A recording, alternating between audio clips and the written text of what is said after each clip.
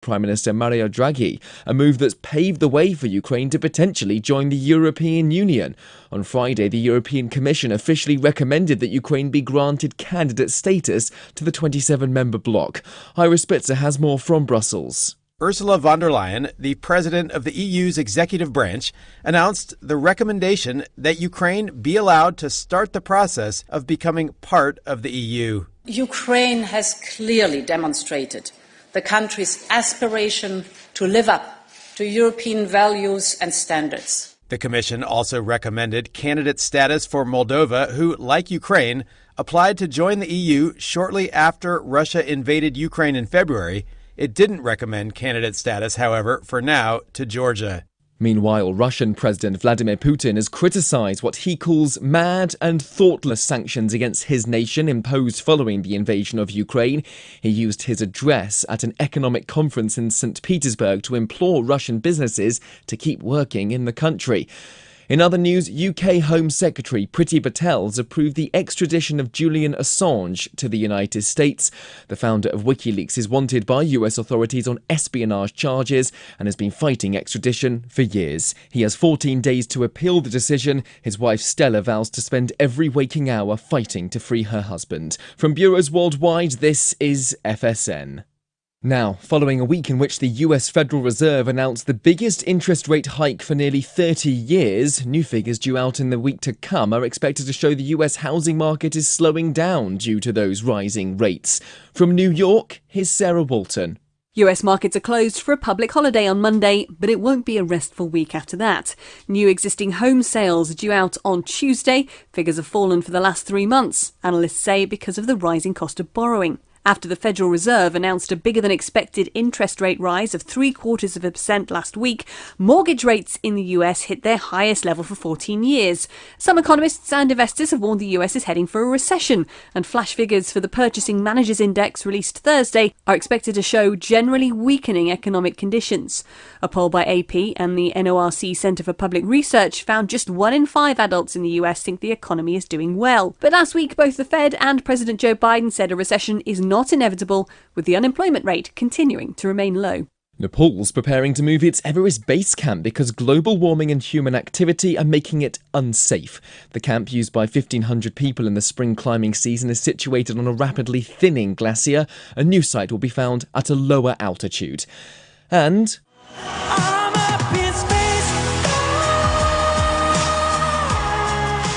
Britain's feeling sky high after it was announced the UK could host the Eurovision Song Contest in 2023. Sam Ryder came second in this year's edition with his song Spaceman, the UK's best result since 1998, losing out only to Ukraine. Usually the winner hosts next year's competition, but with the conflict raging on in the war-torn state, the European Broadcasting Union has instead begun discussions with the British Broadcasting Corporation. Downing Street's welcomed the possibility of holding the event in Britain. However, Ukraine's culture minister is demanding they still get to host. And that's the Week in Review from Feature Story News.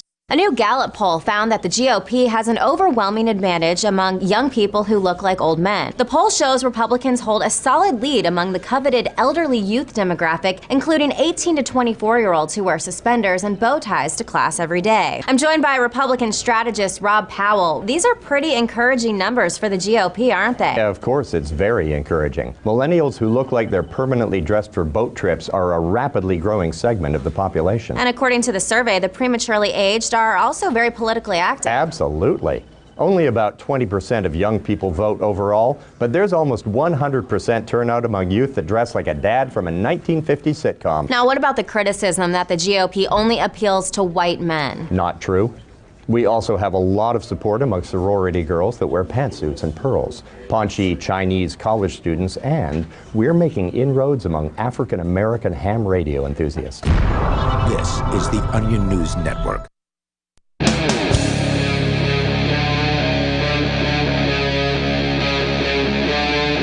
Free Talk Live.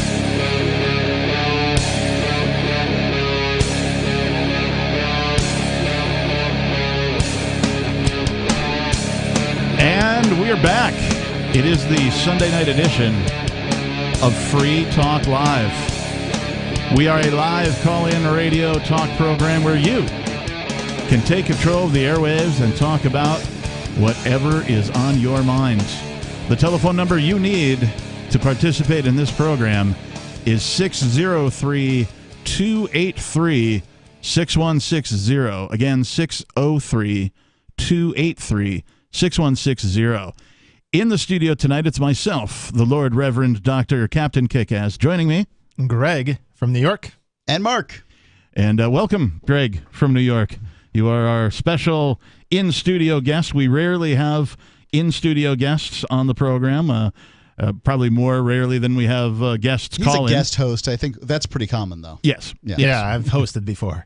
Yes, and so why don't you tell our audience who you are, for those who may not know, and why you're here. Hi, everyone. I am a human being. Shocking, I know. What? Whoa. They're out there. So I have spent the last 10 years building sort of these platforms and technologies for people. I'm a left libertarian. Usually people identify themselves as anarcho-capitalist. Mm-hmm. I like to take sometimes of a broader view of what kind of systems can we organize as a society, as a community. And so I like to build systems technologically that help people to self-organize. As I like to say, it's by the people, not just for the people. Because everything we've got is Facebook, LinkedIn, Twitter, Amazon, the state, right? Everything is from top down. So I'm very passionate building bottom up, and we can talk about it. But basically, I got excited. I started talking about politics, calling into the show a bunch of times. And then before I know it, you're building our website. That's it. Well, the guys talk a lot about how intelligent you are. And so, you know, that speaks well about you. I believe this is the first time I've met you face to face, but I've been on the show when you've called in, and so I have that familiarity with you. I like what you're talking about as far as infrastructure is concerned, because one of the things that I think has hindered the freedom movement, the larger freedom movement around the globe, is a lack of infrastructure.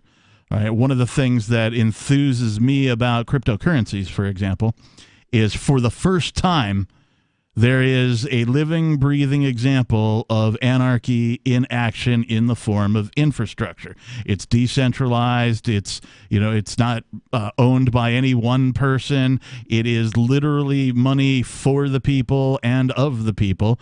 What gives it value? Well, that people see it has value and use it because it has a purpose. It has more features and benefits, and it does things more efficiently. To me, most importantly about cryptocurrency specifically, is that it literally takes money out of the hands of the warlords. I'm an anti-war advocate through and through. I have been for as long as I can remember. As soon as I found out what war was, I'm like, well, that seems dumb, and it's just expanded from there. So, what was that movie? It's like interesting game. The only way to win is not to play. Yes, War Games. War Games. War Games is the movie that comes from, and so. Yeah, that's one of my favorite screen caps of all time, is that, it's all in like DOS from like 1982 or whatever. Yeah, that's when it's from. True. Yep. Is it 82, really? Something like that, yeah. Okay, yeah. I remember when it was out in theaters, and I was quite young, so. Yeah, I was too, but it was one of my favorites. I think. And then the computer goes, will anyone play chess with me? And everyone just ignores the computer, like, screw you, computer. I'd be interested to get your thoughts on this. What's the name? It's the Google AI, right? The guy said he had a conversation. Lambda, yeah. I don't know if you've read about this. There's a AI that Google has developed, and one guy, an employee of Google, has sort of spilled the beans and said, I think this thing is sentient. Have you heard of this? Oh, my God. So this opens up a whole Pandora's box. Okay, look, I will just say a few things. Computer programs can be embodied in many different computers. They can be copied quite cheaply. Humans cannot. Most of the self-preservation instinct is built into our sense of self, right? It's myself.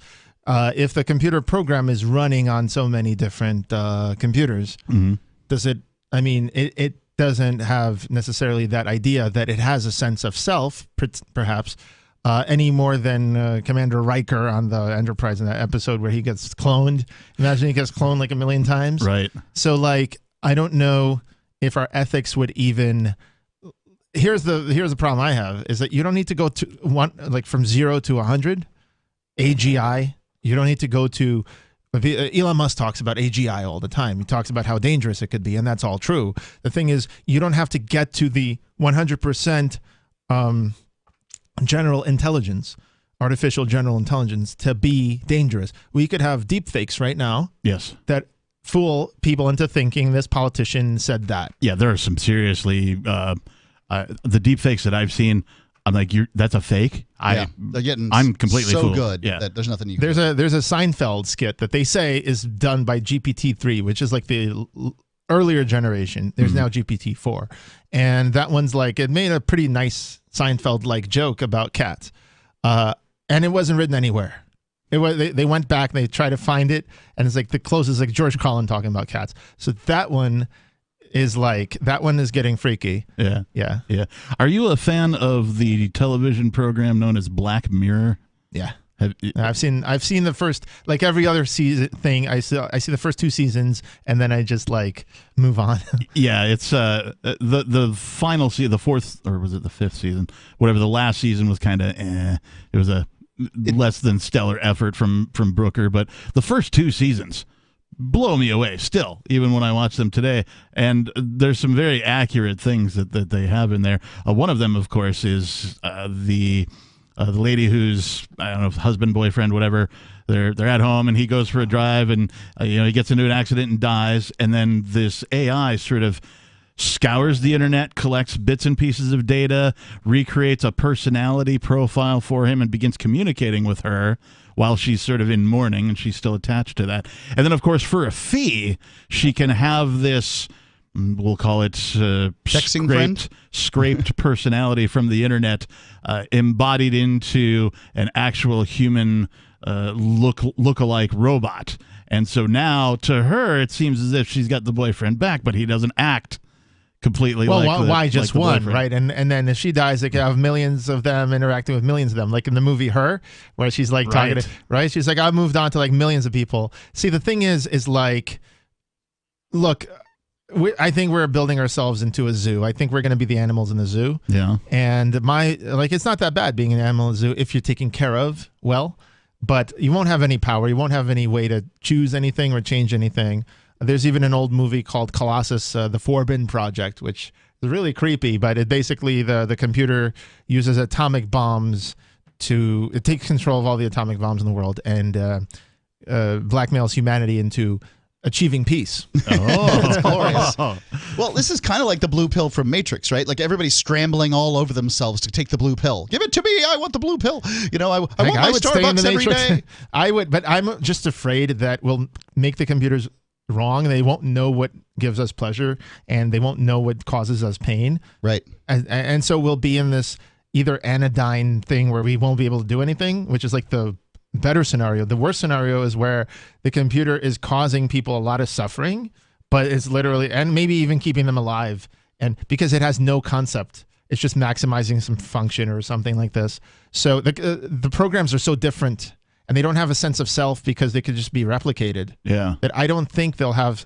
And that's the other thing. In all the alien movies, they kill that one mothership and everyone flops to the ground. In the real thing, I mean, even now we have swarms of AI drones that can self-organize.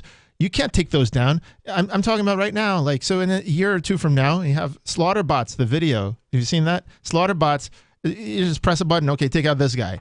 And for the next 2 years, it's going to be trying to take down that guy with swarms. I've got some things on deck for the show tonight that I think you either will already know about or have some interest in.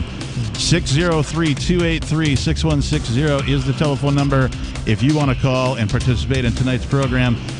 Coming up, we'll have more from Greg from New York and a whole lot more. This is Free Talk Live. Are you tired of governments murdering people around the world? Stop using their money. There is an alternative. Bitcoin is a stateless, free market, non-political currency. Bitcoin cannot be inflated or controlled by any government. By using their money, you are helping the state. You have an incredible alternative available now. Learn it, use it, spread it. Get started with Bitcoin at Bitcoin.com. That's Bitcoin.com. There are lots of ways to listen to Free Talk Live. Our podcast has been around since podcasts began, and now the FTL feed is loaded with content besides our full show archives. Did you know that we make it easy for you to customize your podcast subscriptions? We have different feeds, one that includes only our full shows, one with just the Daily Digest, and our main feed that includes everything. You decide what you listen to. It's quick and easy to customize your feeds at feeds.freetalklive.com. That's feeds.freetalklive.com. Do you feel like your nation, state, or community no longer holds your values? Have you dreamt of a place where people agree that liberty is important and are free to pursue their projects so long as they respect the property of others? There are many people just like you that are discovering freeprivatecities.com. Their social media links are at the upper right of the page at freeprivatecities.com. All skill levels will be needed when the first of the Free Private Cities opens. It's sooner than you think. Stop arguing and build. freeprivatecities.com. Are you tired of your taxes funding endless occupations around the world? Antiwar.com is run by people who understand that wars abroad become wars at home, wars on our freedoms. Antiwar.com is dedicated to bringing you the latest in news, views, interviews, and reviews from the top movers and shakers in the anti-occupation movement. Antiwar.com has it all, from thorough foreign policy analysis to interviews with whistleblowers who used to run the military-industrial complex. Anti-war, pro-free market. That's antiwar.com. On Free Talk Live, we're bringing people to the ideas of liberty every day. From wrestling superstars like Glenn Jacobs. You guys really are having an impact, I believe. Like I said, a lot of where I am now is due to listening to Free Talk Live. You changed my mind on some very important issues years ago. To random people tuning in on the radio. I was kind of stuck in the left-right paradigm. I heard your show by chance on a Saturday night. From there, I went on, joined the Free State Project, and become an amplifier. So, I mean, that's really the reason why I amp is because I know that if it wasn't for you guys being on as many stations as you are, I never would have found the ideas of liberty. You can help more people hear the message of liberty by joining Free Talk Live's AMPS program on Patreon for as little as $5 a month. And you'll get access to special perks. Visit amps.freetalklive.com, amps.freetalklive.com. What if you want to hear the latest episode of Free Talk Live, but all you have is your phone, you forgot to download our archive, and you have no data connection? You can call our Listen line at 641-793-0191. That's a long-distance number, so you may incur charges. If not, listen as long as you want. 641-793-0191. The Free Talk Live Listen line, 641-793-0191. Is oral health important to you? If you don't like your own teeth, fresh breath, or kissing people, then by all means stop listening. Several years ago, I met Jessica Armand, founder and CEO of My Magic Mud, and I became passionate about the product that she created and never want to live without it. It's clinically proven to whiten teeth, but I find it does much more. They want you to love My Magic Mud as much as I do, so they're giving you a money-back guarantee plus 20% off. Go to mymagicmud.com and use coupon code FTL20 at checkout. mymagicmud.com, FTL20. Our Matrix server is about as free as internet chat can be. Join the existing rooms or create your own at chat.freetalklive.com.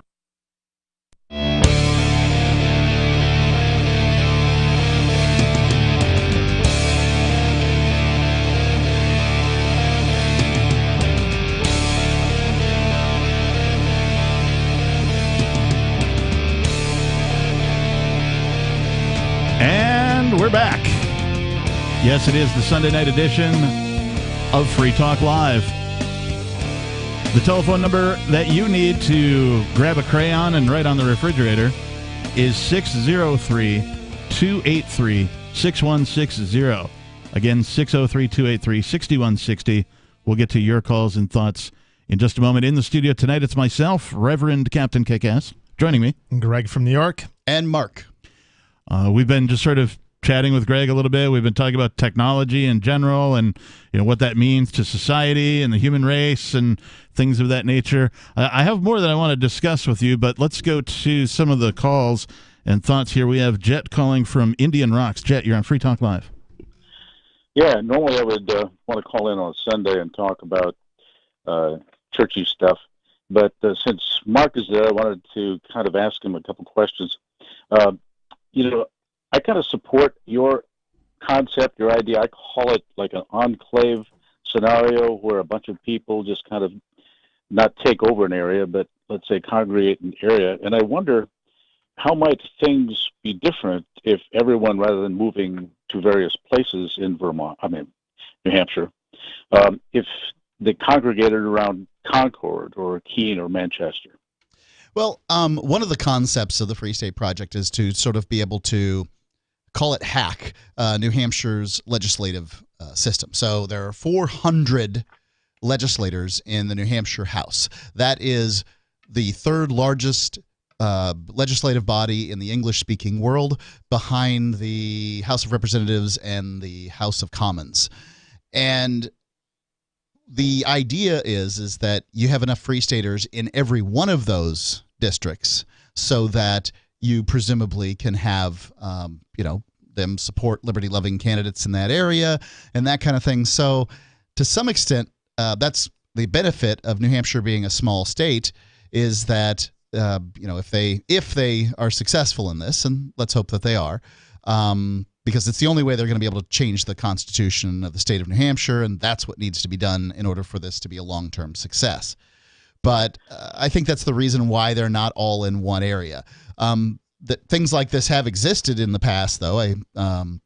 Mormons come to mind, the Shakers come to mind, a variety of religious sects, if we want to use that terminology, have moved to geographic areas and had their own little communities, and everything went fine. Well, to be fair as well, New Hampshire, the state, isn't really that large. Nope. You can travel pretty much anywhere within 3-4 hours tops. And, a lot of times things are even closer than that. So as far as geography is concerned, New Hampshire isn't vast. The last state that I lived in was Washington State, and you could drive for a whole day, an 8-hour day, and barely reach one end to the other. So just to give you a perspective. So you're thinking that, let's say, moving 5,000 people into Concord or something like that would not have had that much of an effect over time? I think it would have had a larger effect on Concord, but I don't think it would have as large of effect on New Hampshire. Well, then you split off and you take it to another city and take it to another city. In other words, I agree with you from a game theory standpoint, but I think that that gets expensive. So every move, as you know, is thousands of dollars. If you buy a house, then for God's sakes, it's tens of thousands of dollars. And most people that move for the Free State Project don't have that kind of money. No, just an idea. Yeah. So I'll end it with my motto from the Bible. That's in Galatians 5:1. It is for freedom that Christ has set you free. Therefore, no longer be bound by a yoke of slavery. Hey, thanks for the call, Jet. We appreciate you. 603-283-6160. Let's go right away to Gigi. Gigi, you're on Free Talk Live. Good evening, gentlemen. Hey, Gigi, where are you calling from tonight? Foremost, I very much appreciate how you expressed last evening the importance of people voicing opposition, and when they are frustrated and feel that their civil liberties or someone else's civil liberties are being violated, as it pertains to Julian Assange, a journalist recognized, used to write for The Guardian, that his First Amendment rights are being violated. Where are the journalists voicing opposition domestically and internationally? Yeah. I agree with you. Secondly, I also appreciate very much, as a political anthropologist with my PhD in that field, last night you said something that affected me. I am of the Jewish faith. I agree with you wholeheartedly. Judaism is a religion, not an ethnicity. I am of a Sephardic ethnic background.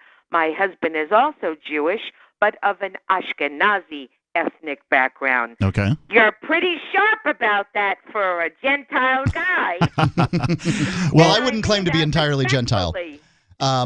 Yeah. Well, and I appreciate you bringing up, what we talked about a bit last night. And I'd like to just mention to our listeners there's a lot of folks that listen to this show that, for whatever reason, can't move, can't join, the Free State Project or the Greater Migration to New Hampshire for Liberty and Freedom.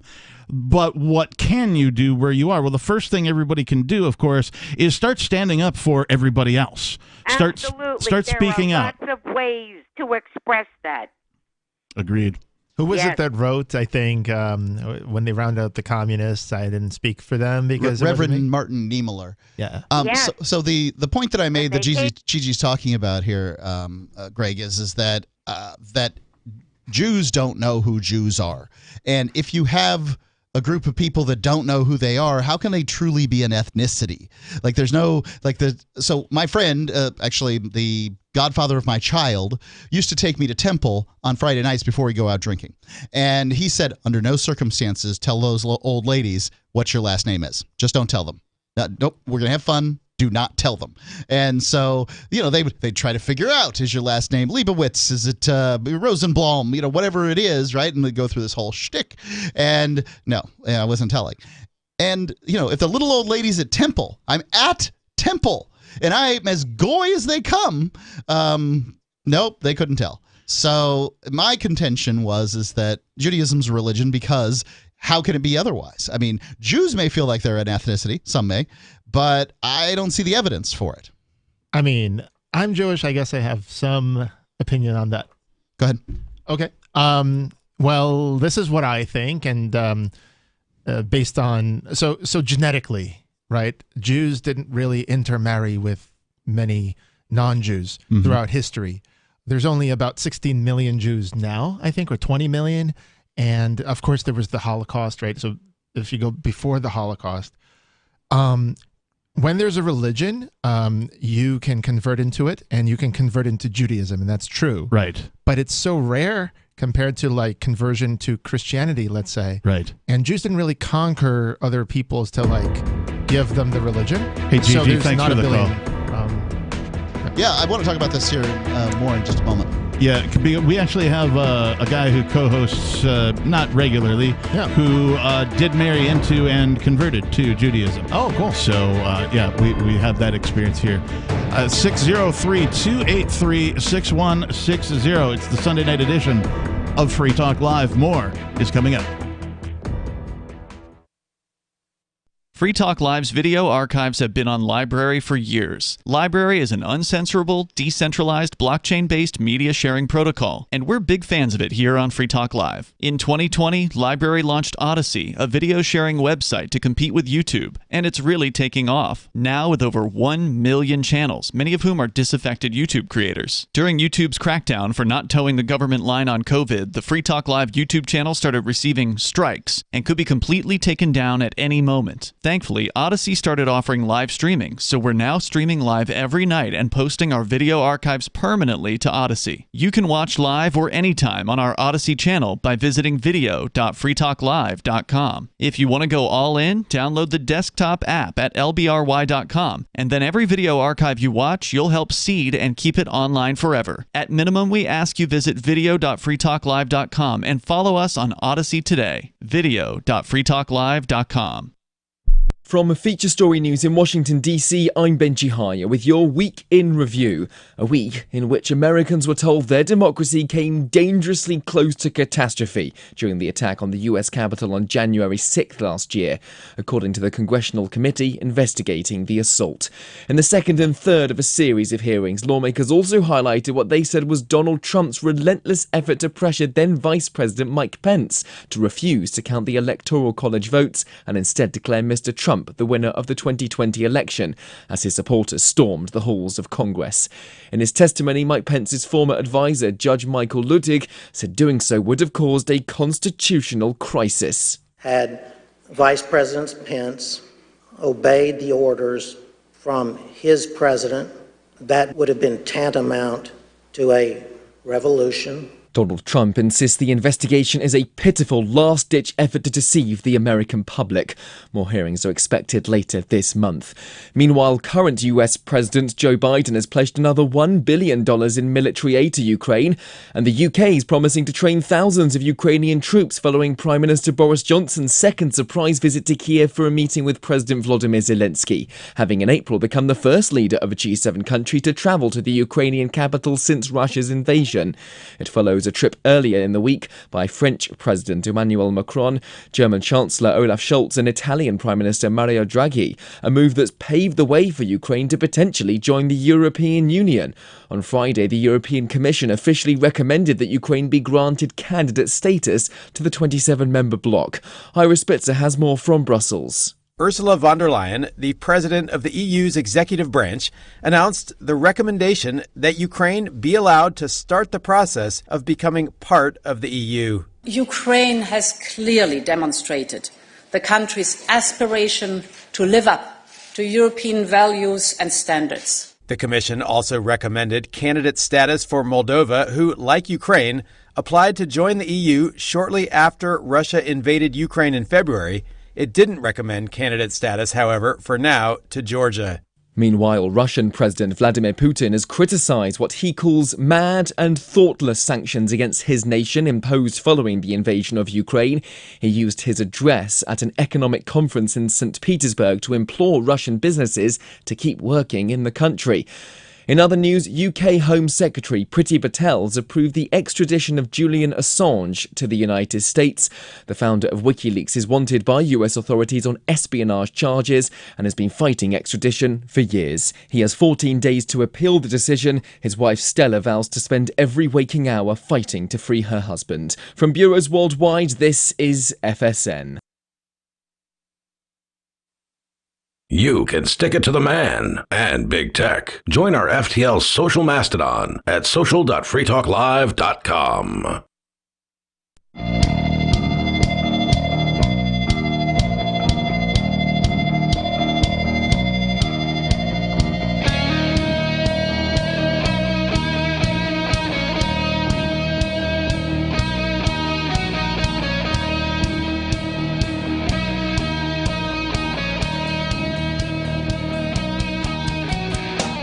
And we're back.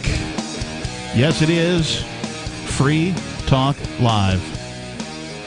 The telephone number in the studio is 603-283-6160. Again, 603-283-6160. If you'd like to call in, tell us what's on your mind. Talk about anything we're talking about. If you don't like what we're talking about, bring something else up. It's called Free Talk Live for that reason. In the studio tonight, it's myself, the captain. Gregorio from Nueva York. And Mark. Well, already then. We have been talking about technology, and I need to tell you that Bitcoin.com is the best source for learning about cryptocurrency. You can go there right now. Click on Get Started at the top of the page. Once you do that, you'll find all sorts of valuable information neatly organized to suit your needs. There's no longer any excuse to ignore this important and world-changing information. If you're already knowledgeable about cryptocurrency, you can check out news.bitcoin.com and get the latest headlines of all the news that's relevant to you. Bitcoin.com is your source for everything crypto, like getting a wallet, mining, trading, and all the latest cryptocurrency news, all on a very slick and very easy-to-use website. Please visit bitcoin.com. All right, so before we went to break, you guys were talking about the intricacies of Judaism and sort of an extension of something we talked about on last night's program, which was sometimes people confuse Judaism and the Jewish people as either a race or a religion or both. And Greg, you were trying to set us straight on exactly how it is. So, well, I like to say it how it is. Yeah. I like to talk how it is, and sometimes I find it fun. So first of all, yes, Judaism is a religion. Judaism, just like Christianity is a religion and Islam is a religion. But have you ever seen on dating sites, you have like Jewish atheist, right? Like Sam Harris, I think, is technically Jewish, right? I think, by his mom. but he's an atheist. Right. So there's this idea that you're still like there would be. Can you say Christian atheist or Muslim atheist? Yeah, right? if you say any of the other ones, it doesn't really make sense for some reason. Because there has to be something other than a religion there. And I think there's three things. One is that the prevailing idea now is that once Jewish, always Jewish, right? So if you're born Jewish, you remain Jewish even if you switch to another faith or become an atheist. Okay. You could be a Christian Jew, a Messianic Jew. There's Jews for Jesus. There are. Right? Yep. Secondly, I don't really understand what they're talking about, but they're there. Well, the second thing is that if you also part of that is if you convert into Judaism, they test you. They make sure that you're serious about it for 2 years. You know what the laws are. But if you lapse later and you become a bad Jew, you're still a Jew. Like you converted, but you're always a Jew. Okay. It's kind of like once saved, always saved, you know, in some Protestant religions. But there you don't know if you were saved because that's up in heaven. Here it's like 3 Orthodox Jews say that you're Jewish, and that's what makes you Jewish. That's one thing. 3 Orthodox Jews say don't have to be rabbis. They just have to be good, kosher Orthodox Jews. Interesting. So hold on. If I decide to become a liberal Jew, which is the only thing that has any interest to me, by the way, I just find that to be the only interesting part. Good luck finding. If I decide to become that, then I'd need 3 Orthodox Jews to tell me I'm a liberal? So I'm talking about the Orthodox Jewish standard. Okay. If you go to Reform synagogues, they'll probably have some other standard. But from an Orthodox standard, what makes you a Jew is either that you were born a Jew. I've been called a Jew by many Jews, so maybe I qualify. If your mother's That's mother's just 'cause mother's you're mothers cheap, were Jewish? Mark. It's not. It's because I have the mother's thing. Yeah. Yeah, that's one. So you could be 1024th Jewish. You could be less Jewish than Elizabeth Warren is Native American, right? And still be halachically 100% Jewish. Well, I think everybody's more Jewish than Elizabeth is Native American, perhaps. Which makes one wonder how could so little Native American blood find its way into Elizabeth Warren? Agreed. Let's go to. We've got Carolyn calling from Missouri. Carolyn, you're on Free Talk Live. Yes, hello. Hi, what's on your mind tonight? Well, I'd like to speak my mind on something that's been on my mind for a long time. It's about .com. Not everyone owns or wants to own or use a computer, but yet you just had 2 commercials, .com. Before the last session, you had 2 commercials, .com, no phone numbers. How are we supposed to buy this or get informed on it if they don't give a telephone number? I've been trying to look on my cell phone under Google for a new apartment or a house to rent. No telephones, just .com. I can't do it because I don't have a computer and I don't want to own a computer. How do you use Google? On my cell phone. So you can use your cell phone, that same cell phone. It has a browser. That's probably how you type in google.com. You can also type in anythingelse.com, and it will bring up that website instead of Google. Google's just one of many websites that you can bring up on your phone. Yeah, your phone's a mini computer. For one thing, I can't see well, and I don't type Google or anything. I use the voice on my phone. Oh, well, if you're just using voice, all you need to do then is say, take freetalklive.com. Thank you. You just push the little microphone icon and then say freetalklive.com. I have the same, I feel you, Carolyn. I have to wear these reading glasses, and it seems like I just can't even see when I have them on. I have to turn bright lights on the thing I want to look at. It's really frustrating. Well, I use magnifying glass and a special light, and I still have to sometimes get my neighbor to read my mail to make sure that I'm doing the right thing. Yeah, I used to do the same thing. There was a lady across the street that was good friends with my grandmother, and my grandmother had passed for 10 years or so, but she kept going, and I'd go over there, and sometimes she needed the bushes trimmed, or sometimes she needed the lawn mowed, or just something read or whatever. She got along fine, but she needed somebody to visit every few days, and I did that for a long time. I know I had to. Go ahead, Carolyn. But what I'm saying is, it's aggravating for everything just to be .com. why can't they put phone numbers out for you? You know, it just makes sense. Well, I'm in the minority of this, I know, but minority deserves rights too. Yeah, I will say this, Carolyn. At one point or another, it's probably been several years, it came down through the advertising industry that this is it. Stop putting telephone numbers in ads. We're past it, and it's just websites now. I don't know who decided or what the consensus was or why, but I just followed the way that they do. You're talking to the guy who puts the ads together for Free Talk Live. So, Carolyn, I'm going to talk to advertisers about this. When I talk to them about it, I'll discuss this with them. I have a question for you. Do you have an iPhone or do you have an Android phone? I have a smartphone. A smartphone from Google? The only thing I know how to do is to text, and I just learned to text this last year because my daughter had her third episode of cancer and passed away December 29th. And her last year, we text a lot.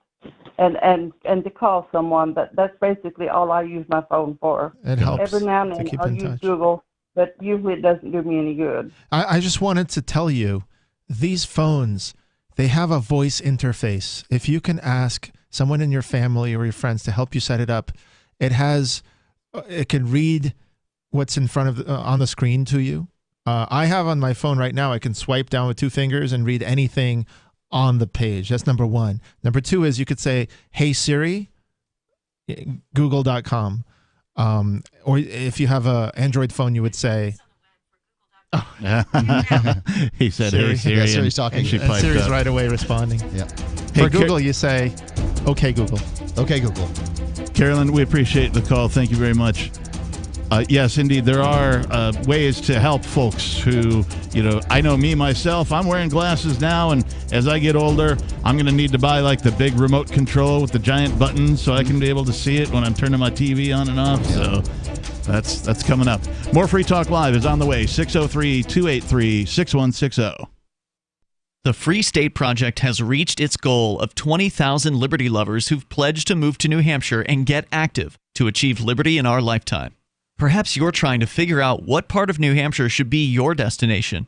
If so, consider Keene. You'll find more than 150 reasons to move to Keene at move.freekeene.com. Keene is famous for its historic, publicity-generating activism, as well as being the liberty media capital of the world. It's home to freekeene.com, New Hampshire's destination for liberty activism, news, and opinion. For years, we've been compiling over 150 reasons to move to Keene at move.freekeene.com, where you'll learn about some of what's happening here and what makes Keene a great place to live. If you love liberty, you'll probably enjoy anywhere you end up in the Shire. But do your due diligence first. Please visit move.freekeene.com for the full list of over 150 reasons to move to Keene. That's move.freekeene.com. There are basically two types of advertising, direct response and branding. Radio's great for direct response with its low cost to listener ratio, but audio can't be beat for branding, which is a longer term endeavor. You want to be the first thing that someone thinks of when they think about your product or service. If you have a local business that you want kept top of mind in your community, call the station. If you need national reach, Free Talk Live's got around 200 radio stations, millions of monthly listening sessions, can suit all budgets, and if we don't think we're right for you, we'll tell you. Email me, mark@freetalklive.com. Tired of cancel culture? Sick of mega tech corporations holding an axe over your head? Join the LRN.FM Matrix chat server. It's self-hosted, so no one else can tell us what to do or say. Don't like the existing channels? You can make your own. You can even connect into some of our channels from other Matrix servers. It's federated. For the full LRN.FM Matrix experience, though, you should join our server via the step-by-step instructions at chat.lrn.fm. Chat.lrn.fm. This is Michael Dean from the Freedom Fiends. I've run websites since 1996 and have used over a dozen web hosts in that time. AgristHosting.com is the only one that hasn't broken my heart. Agrist Hosting's uptime and service is stellar, and their DDoS mitigation is the best I've seen. That's important because if you tell the truth in this world, you'll ruffle feathers. And some people will try dirty tricks to silence your voice. No matter what the haters hit us with, Agrist Hosting keeps our websites online. If you have a mission-critical commercial presence or a world-changing activism site, you cannot tolerate any skullduggery. So go with agrishosting.com. Have a WordPress or blog site, but you're not satisfied with performance or uptime? Or just want raw hosting? Want to pay with Bitcoin? Agris Hosting specializes in high-performance hosting with personalized service. Go to agrishosting.com and click on the button that says Get Hosted. That's agrishosting.com. If you want to know the latest about Free Talk Live before we go on the air, all you need to decide is how you want it delivered. It's your choice. Visit news.freetalklive.com to receive our usually weekly news updates by email. Plus, we have a Twitter account at twitter.freetalklive.com, and you can follow us on the decentralized Mastodon platform at toot.freetalklive.com. So please follow us at toot.freetalklive.com and sign up for our emails at news.freetalklive.com. Looking for a great real estate investment? Consider New Hampshire, which is ground zero for the Liberty Movement. Your first call should be to Mark Worden from Porcupine Real Estate. He's more than just a real estate agent. He's your New Hampshire concierge. Where are the best places to live? Do you want farm, city, the burbs, or forest? Do you want a duplex or multifamily building so that renters pay your mortgage? There are homes in all price ranges in New Hampshire, and Mark can help with financing too. Invest in liberty and property. Mark Worden can help. PorcupineRealEstate.com. Don't miss a moment of Free Talk Live. Get our archives daily via our podcast at feeds.freetalklive.com.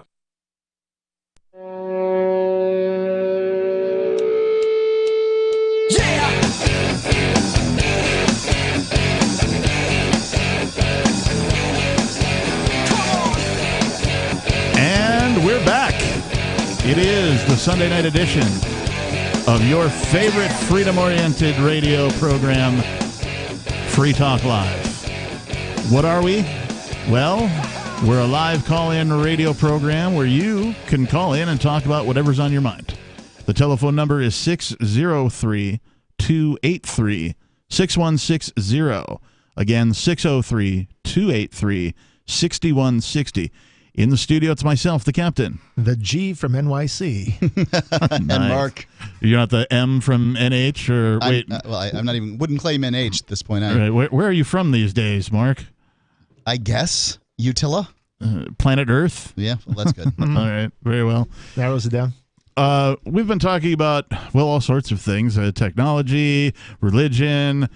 We just had a caller who is talking about the absence of phone numbers in advertisements, which is something that has sort of silently happened. You know, Mark pointed out there was no, group of people got together and said, okay, stop putting phone numbers in ads, everybody. But it's just slowly happened as a result of technology. Well, yeah, technology moves at pace. I remember when the Mac, Steve Jobs, they killed, the DVD port. No more DVDs, right? And so everything's virtual now, which, by the way, Minority Report, they got so much right, but then they got these big discs, that you move around. Because actually a real sci-fi movie, right, a realistic one would be so boring because it would be like, oh, everything's Wi-Fi, nothing moves, and then they catch the guy immediately because they still have his information. Right, yeah. It's been stored for his entire life. And, the one time he slipped up, didn't have his VPN on, used his real email address, and whammo. There's cameras everywhere. Okay, movie's over. So that would be a realistic science movie. It's very funny. I wanted to get your opinion, Greg, on a thing that I think is going to happen. I feel like humanity is going to have a schism, a division, if you will. And this is the division that I think is going to happen. Morlocks and the Eloi? Ish. It's what I think is there's going to be two different portions of humanity. We're going to have right now, there's human beings who augment themselves with technology. And there's human beings who don't. And so I would definitely be in the former category. I like early adopting stuff. I do too, but I'm talking about sexual technology. I'm talking about talking about combining the human physical being with technology. Right. So not just, hey, I got the newest computer or my cell phone's the, number one, the fastest thing ever. No, I'm talking about people who augment themselves. So that is to say, sort of a marriage between a cyborg, if you will, versus, a natural human. And so the way I see it is I think that At some point, humanity is going to have people who augment themselves with technology, and these people will become sort of the space travelers. And then there will be people who don't do that, who sort of stay on Earth. And I think that's the schism that I kind of see in my head. Now, I am a science fiction fan, so this really isn't that new of an idea. You could go to the... You'd have to augment yourself to travel in space. Basically, we're not space monkeys, and we can't handle long periods of time in space. You'd have to be... Not without changing. And Right. One of the most accurate science fiction programs recently is a series called The Expanse. It was originally a series of books, but they did try to incorporate realism within the science fiction tales that they told, and it was a little difficult for them to do on film, but they pulled it off.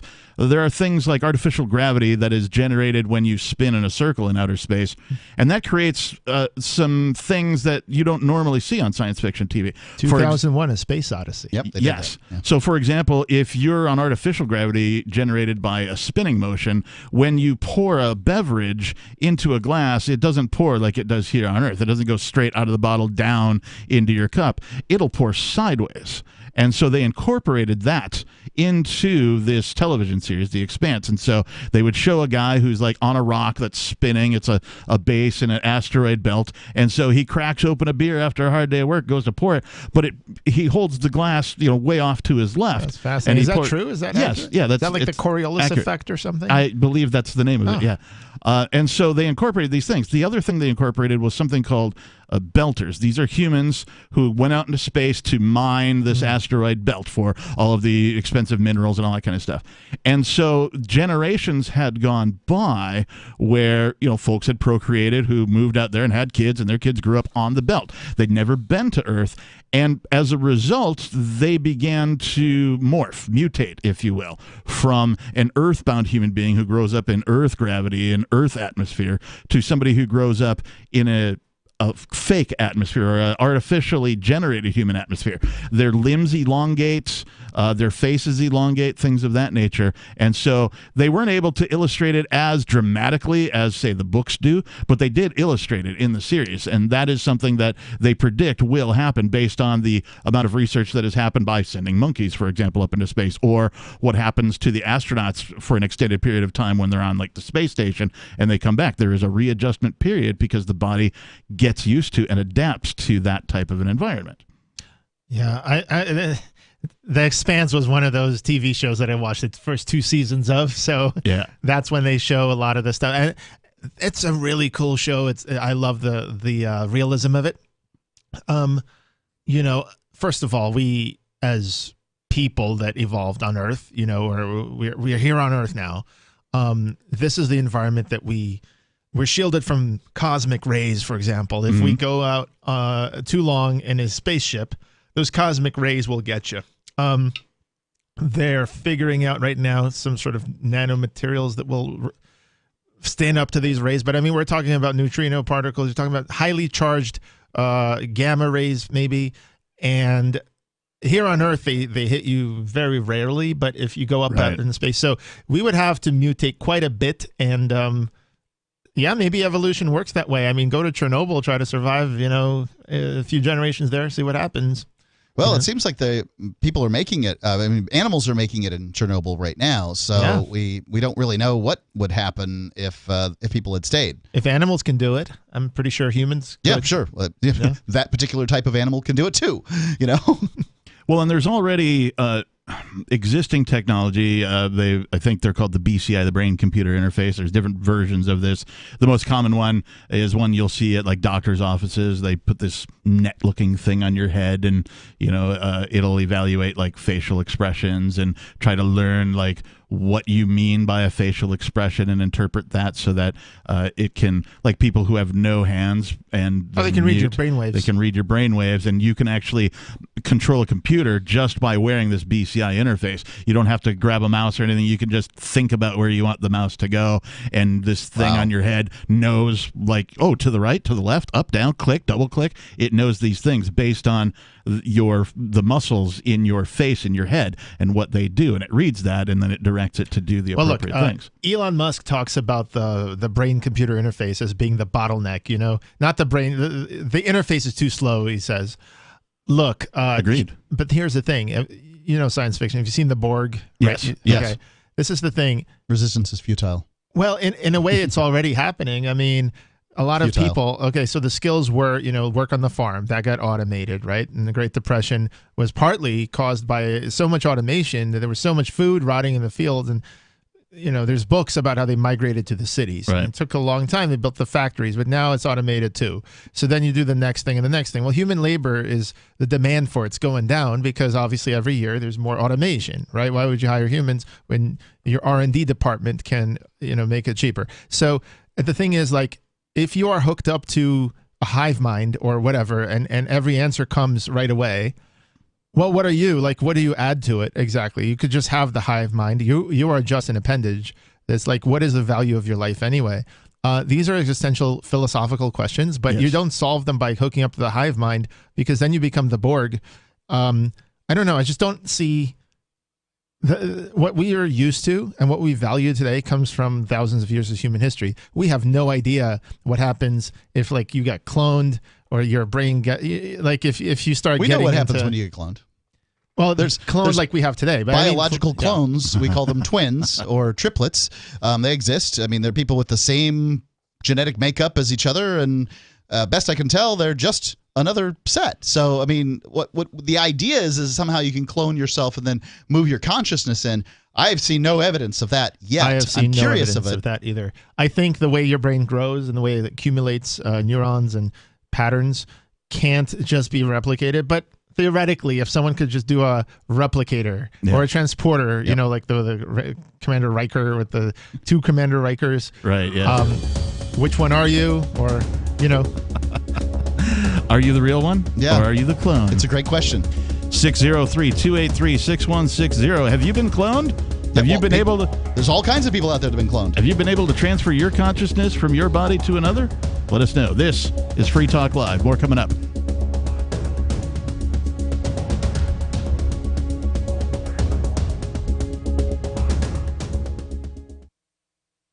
When Monster Hunter International discovers one of Isaac Newton's wardstones being auctioned off, they decide to steal it and use it to destroy the Chaos God once and for all. But a mysterious thief upends their plan, and it soon becomes a race against time as something much older and infinitely more evil awakens in the jungles of South America. Monster Hunter Bloodlines by New York Times bestselling author Larry Correia and Baen Books. Visit monsterhunternation.com for more.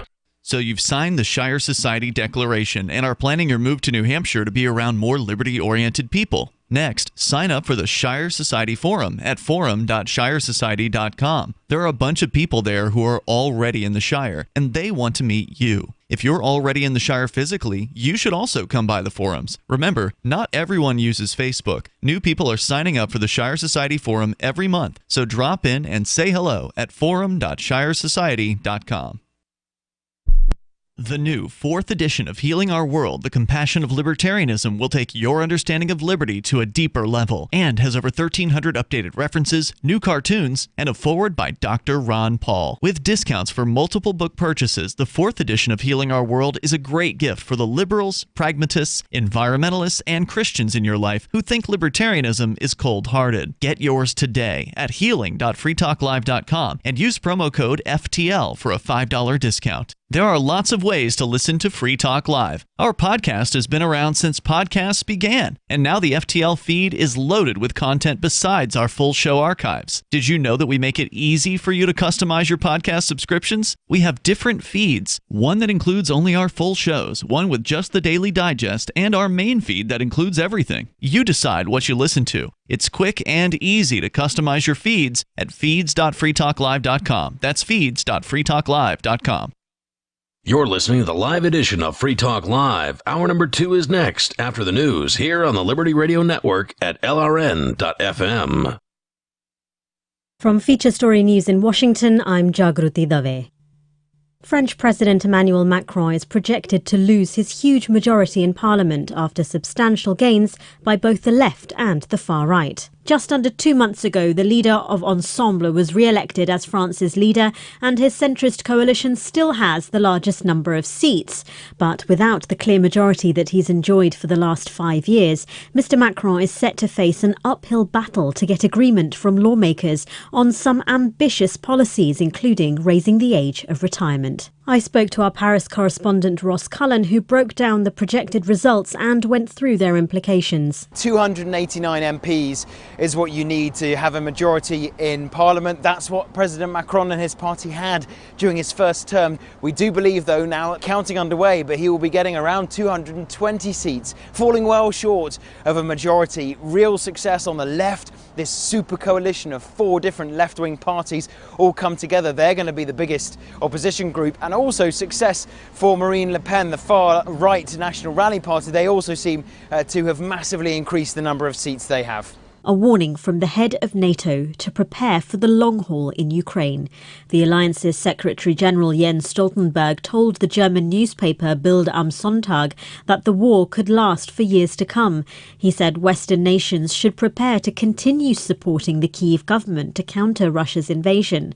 This is as Russia pushes on with its assault in eastern Ukraine with the aim of taking control of the Donbas region. Sergio Olmos reports from Kyiv. What we're seeing is, after the first phase of the war, where the Russian armed forces were unable to capture the capital Kyiv quickly, and they were pushed out of the region, as well as pushed out of the north in Chernihiv, and pushed out of artillery range in Kharkiv, they have regrouped into this second phase of the war, consolidating their forces in the east, in Donbass, and they are making gains. They are gaining ground there, pushing the Ukrainian forces out, using their strengths, heavy weapons like artillery and air superiority. And the Ukrainian forces have been unable to keep up. Some analysts put it as, for every shell that Ukrainians can launch, the Russian armed forces can launch 10 back. And so what we're seeing is a bit of an artillery war in the east. Employees at an Apple store in the US state of Maryland have voted to create the company's first union in the country. The Baltimore area Apple store is the third to hold a vote on joining a union. But it's the first where the vote passed, 65 in favour, 33 against. Participating workers will be part of an industrial trade union called the International Association of Machinists and Aerospace Workers. Apple has not commented, but it's not the only major US company to see such a move. An Amazon warehouse and a Starbucks, both in New York State, have also had their staff unionised within the last 7 months. From bureaus worldwide, this is FSN. With FSN Spotlight, I'm Simon Marks. Today, some reaction to the British government's decision to authorise the extradition of WikiLeaks founder Julian Assange to the United States. He's wanted there on 18 counts of espionage. He could face a jail sentence of 175 years if he's convicted of charges that relate to his mass distribution of secret US government documents. Alan Rusbridger was editor of The Guardian newspaper in the UK, one of several publications that published some of Assange's trove of secrets. I don't think what he did was espionage. And I think it raises a fundamental issue of, here is an Australian citizen arrested in the UK for breaking US law. Now, suppose you had an American journalist who had revealed something about, the Indian or Pakistani or Israeli nuclear programs and broke what they considered to be their official secrets. Are we now in a world in which anybody, any journalist or, in the case of Assange, I suppose we call him a citizen journalist, is arrested and turned over to the country for breaking domestic secrecy laws? I think it doesn't take long to think about that before you think that becomes very problematic. Assange can still appeal the extradition, but his legal road is considerably narrowing. With FSN Spotlight, I'm Simon Marks. The main headlines again. French President Emmanuel Macron is projected to lose his huge majority in Parliament after substantial gains by both the left and the far right. The head of NATO warns that the war in Ukraine could last for years. And employees at an Apple store in the US state of Maryland have voted to create the company's first union in the country. And that is the latest from Feature Story News. I'm Jagruti Dave in Washington. Delighted health insurance executives gather in an outdoor coliseum to watch a patient battle cancer. And a self-conscious flasher is fully clothed under his trench coat. This is the Onion Week in Review. While stressing that they would absolutely never consider doing anything of the sort, German leaders quietly admitted this week that they were pretty sure they could carry out another Holocaust if they ever truly wanted to.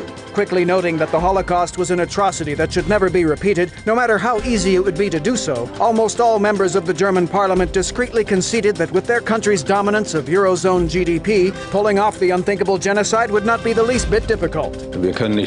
I'm just saying, hypothetically, that we very easily could do it. I mean, we definitely have the infrastructure, and the concentration camps are still standing. In other news, a so-called Christian has an erection. A new study finds more children are growing up in single-parent households, and a real-life Nancy Drew traces the source of her HPV. This is the Onion News Network.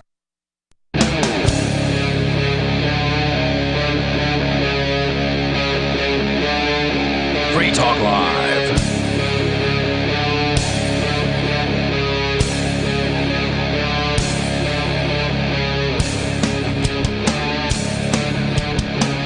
Six zero free 283 6160 603-283-6160. That is the telephone number here at Free Talk Live. Welcome back, everybody. Thank you for tuning in. Thank you for listening to this Sunday night edition. In the studio tonight, we have myself, the Reverend Captain Kickass, joining me. Greg from New York. And Mark. From planet Earth. Well, yes, I am. As opposed to your home planet. Which is where? I'm not sure exactly sure. You don't know where your home planet is? It's confusing. It's been many thousands of millennia. Many thousands of millennia since Mark has been to his home planet. We've been talking about all sorts of fun things. I will say, however, that the produce here on Earth has made the trip totally worthwhile. Oh, I concur. That's great. I like produce. I've been eating more of it recently in an effort to, be healthier, that kind of a thing. So, yeah, certainly. I found that I love broccoli. Like, a lot of people like broccoli, really? Yeah, I really like broccoli. I tasted this thing called Chinese broccoli. Somebody told me it's called Chinese broccoli. Have you heard of this? I have had all kinds of things around the world, but I can't say I've had Chinese broccoli. That's what it was labeled as for me, and it goes with garlic pretty well. I liked it. So before we continue with anything else, Mark, I know you wanted to at least talk about FTL.fm. Yes. So can you tell the listeners what that is, and give us the short story on how that became a thing? Right. It's a domain name that I decided to get. It always had bothered me that Ian bought LRN.fm for Liberty Radio Network, but didn't buy FTL.fm for Free Talk Live. Was freetalklive.fm not available? I mean, I like FTL because it's shorter. I don't have any idea. Okay. I didn't look for it. That's fine. I just like FTL.fm. Sure. And so at some point in the past, I took a look. There it was. I bought it, and I held on to it. Okay. Greg rolled out his new version of freetalklive.com. It was at new.freetalklive.com. Right. I think it still is there. But, I felt like it wasn't getting a fair shake. So I decided to point FTL.fm at his site. So now you can go, and I think this is really great because Ian has a site where he can do his announcements and his blog posts and things like that. And we also have a more listener-oriented site. Now it's new and it needs a little work. You, the listener, probably should go there and check it out. It's not ready for every functionality. For instance, you can't call in tonight on the website, but that's the idea. It was Caroline who called in earlier tonight. Carolyn, excuse me. Carolyn was, frustrated that she couldn't make telephone calls to things. Well, I'm frustrated that you can't just go on the internet and talk to the hosts of Free Talk Live. I want people to be able to host the show from around the world, bits and pieces, and a whole variety of things. Let's bring some new functionality. We've got Web 3.0 coming out. Let's act like we understand what that is. And so that's what I did. And Greg pretty much has the site ready to go. Now, you've shown me a little bit about the website. You've given me a brief demo on what it looks like on your mobile browser. I was able to bring it up here on the studio computer. Can you just, mention some of the things that you like about it?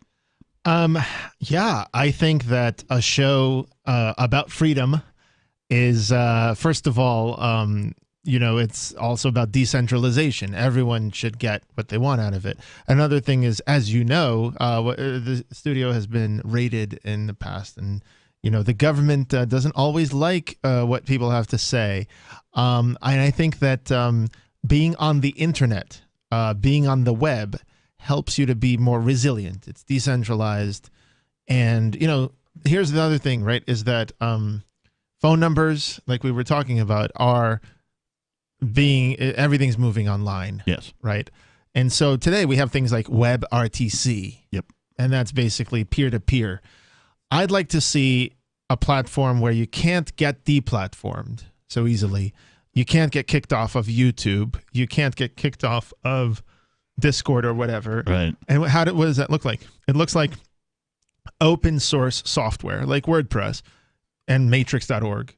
You run it on your servers. Like we set up the Matrix server. Not we, but you guys set up the Matrix server. Right. And so that's resilient. It's yours. Same with Odyssey, right? All this stuff. So it's about time that your live broadcasts could also be decentralized. Imagine it's peer-to-peer, right? And then somebody calls in, and that's peer-to-peer too. And then all the listeners who want to can listen to that stream peer-to-peer. So one peer sends to 2, and 2 sends to 4, and 4 sends to 8. If we nail that, you can't get deplatformed, and then your stuff can go on Odyssey and all that. Yeah, I really like the idea of Free Talk Live being more of its own platform versus just a destination website that you can go find out about the show. That's great. I love that there is a website, of course, and we must have that as a show. And I know that since the last raid, Mark, you and I have had discussions about what I like to call disaster recovery. We're not the first organization to put like disaster recovery types of things into place for when, earthquake, fire, that kind of a thing. But we put a large percentage of our income in the last 2 years into that. Right. And so, these ideas have been coming around, and I feel like Free Talk Live is evolving. And I feel like this website that you've put together and thank you, by the way, that you've put together for Free Talk Live is going to be part of the evolution of Free Talk Live. So much so that, to the listeners, not necessarily for my benefit, even though your interface on my side looks pretty slick, I think the listeners of Free Talk Live are going to be able to participate more, and it'll be less challenging for them to have quality conversations when it comes to participating on Free Talk Live. Everything I build is supposed to help people to self-organize. And it's by the people, not just for the people, I like to say. So a lot of the stuff that starts out top-down, I started my startup top-down. Everybody starts top-down. But eventually it gets bigger than you. And the idea is, do you want Free Talk Live to be a show? Or could it also be a movement about liberty? Can it have local chapters? Can people take their own little sub-show or whatever if they earn enough credits in the system? You know what I mean? If it's a movement, it can affect change. Like we're trying to affect change in New Hampshire. Why not around the world? Agreed. That's what I see the site doing. So a website, we think of it as like a top-down, like here's the people, here's the hosts, and this is the info that you can get in one direction, right? I'm more interested in, you can go on the site. So if you're listening, right, you can literally go to ftl.fm, right? And you can listen right now to the live show. You can hear all the episodes that happened, right? Scroll through them. You'll be able to search in the future and so on. But more importantly, you can find other people that share interests, right? Like you might be an agorist. You might be a left libertarian. You might be an anarcho-capitalist. Who knows? There's people in your area who might go out to lunch with you. And next thing you know, you're forming a little chapter of the movement. That you can right now, you can't call into the show, but you can video conference people right now on the site.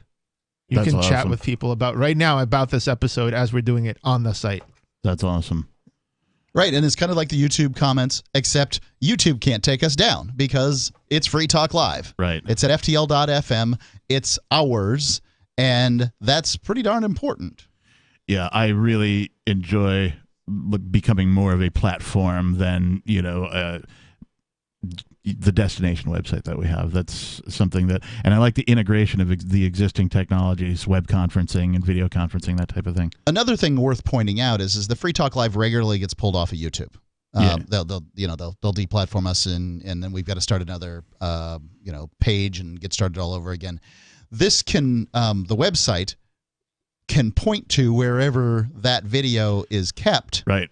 And then so we don't necessarily have to be on YouTube, although we can be. Yep. Nothing wrong with that. It's just that it doesn't have to be the same YouTube channel. Right. So on YouTube, you'd have to look up Free Talk Live, and then it'll come up with whatever it comes up with, which isn't the entirety of the show. Right. Whereas on the website, where people have been able to modify it and make segments and do a variety of things, it's just so much more our communities, and that was the intention that Greg had. Yeah, build community. I like it. 603-283-6160. The evolution of Free Talk Live continues. More is coming up.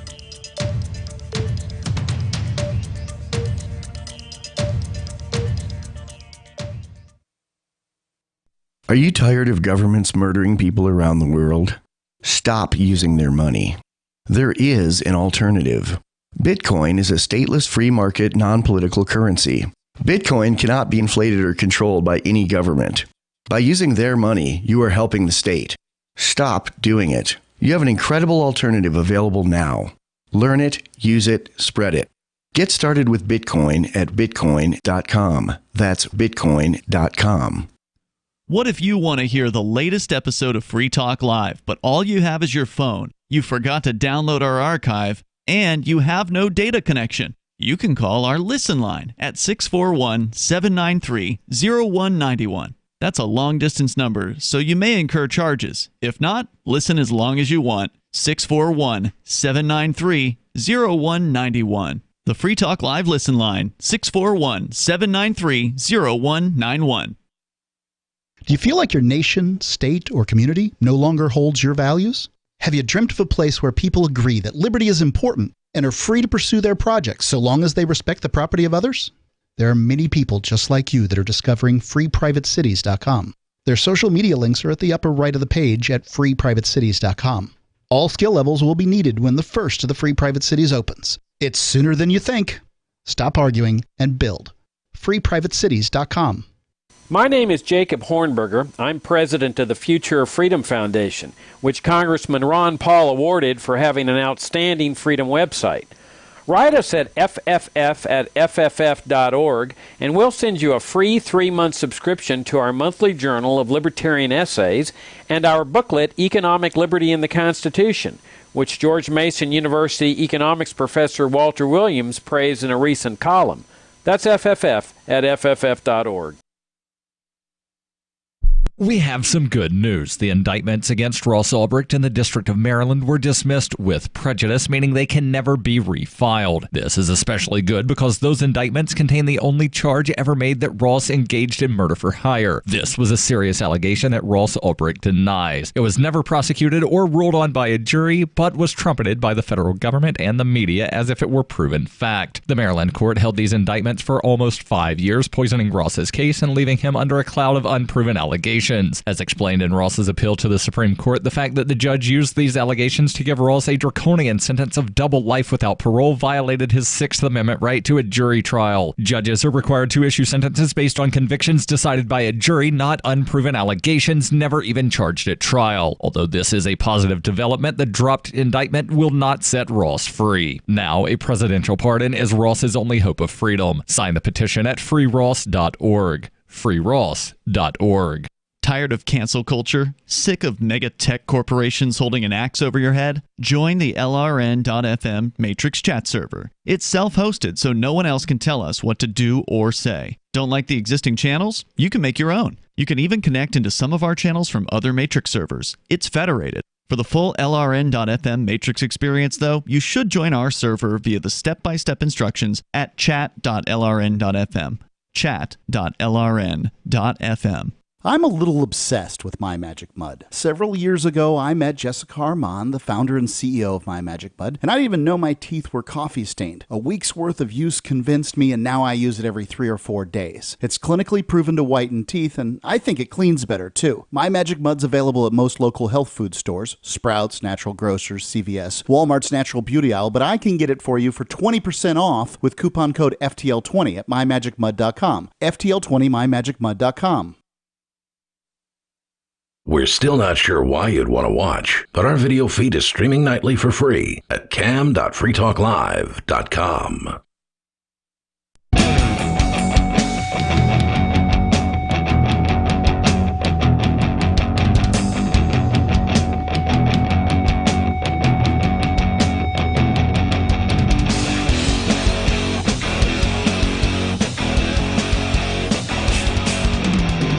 And we're back.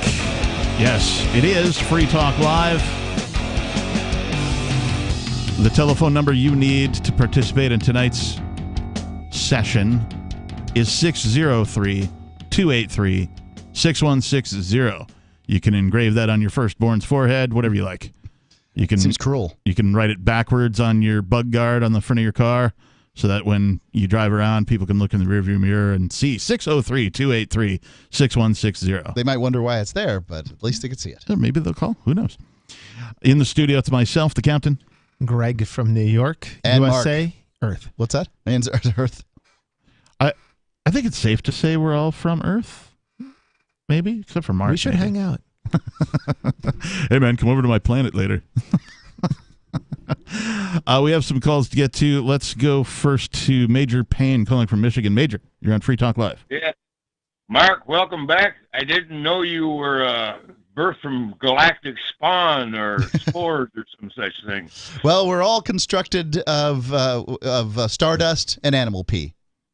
Yeah, well, I guess that puts old little Miss Moonbeam right in the right spot, doesn't it? I didn't know you're such a romantic, Mark. That's right. Way to sweet talk the listeners. That's right. Yeah. That's going to be my pickup line. He's going to come riding in on a unicorn one day. You boys better watch it. What's on your mind, Major? All right, so that one old girl, I just want to touch real quick on her, the one that had a problem with there being no phone numbers to call anymore if you got a problem. Yep. Carolyn? Well, you remember for about 15 years, if there was a customer service line, it would be Habib or Rakim, and may I please help you?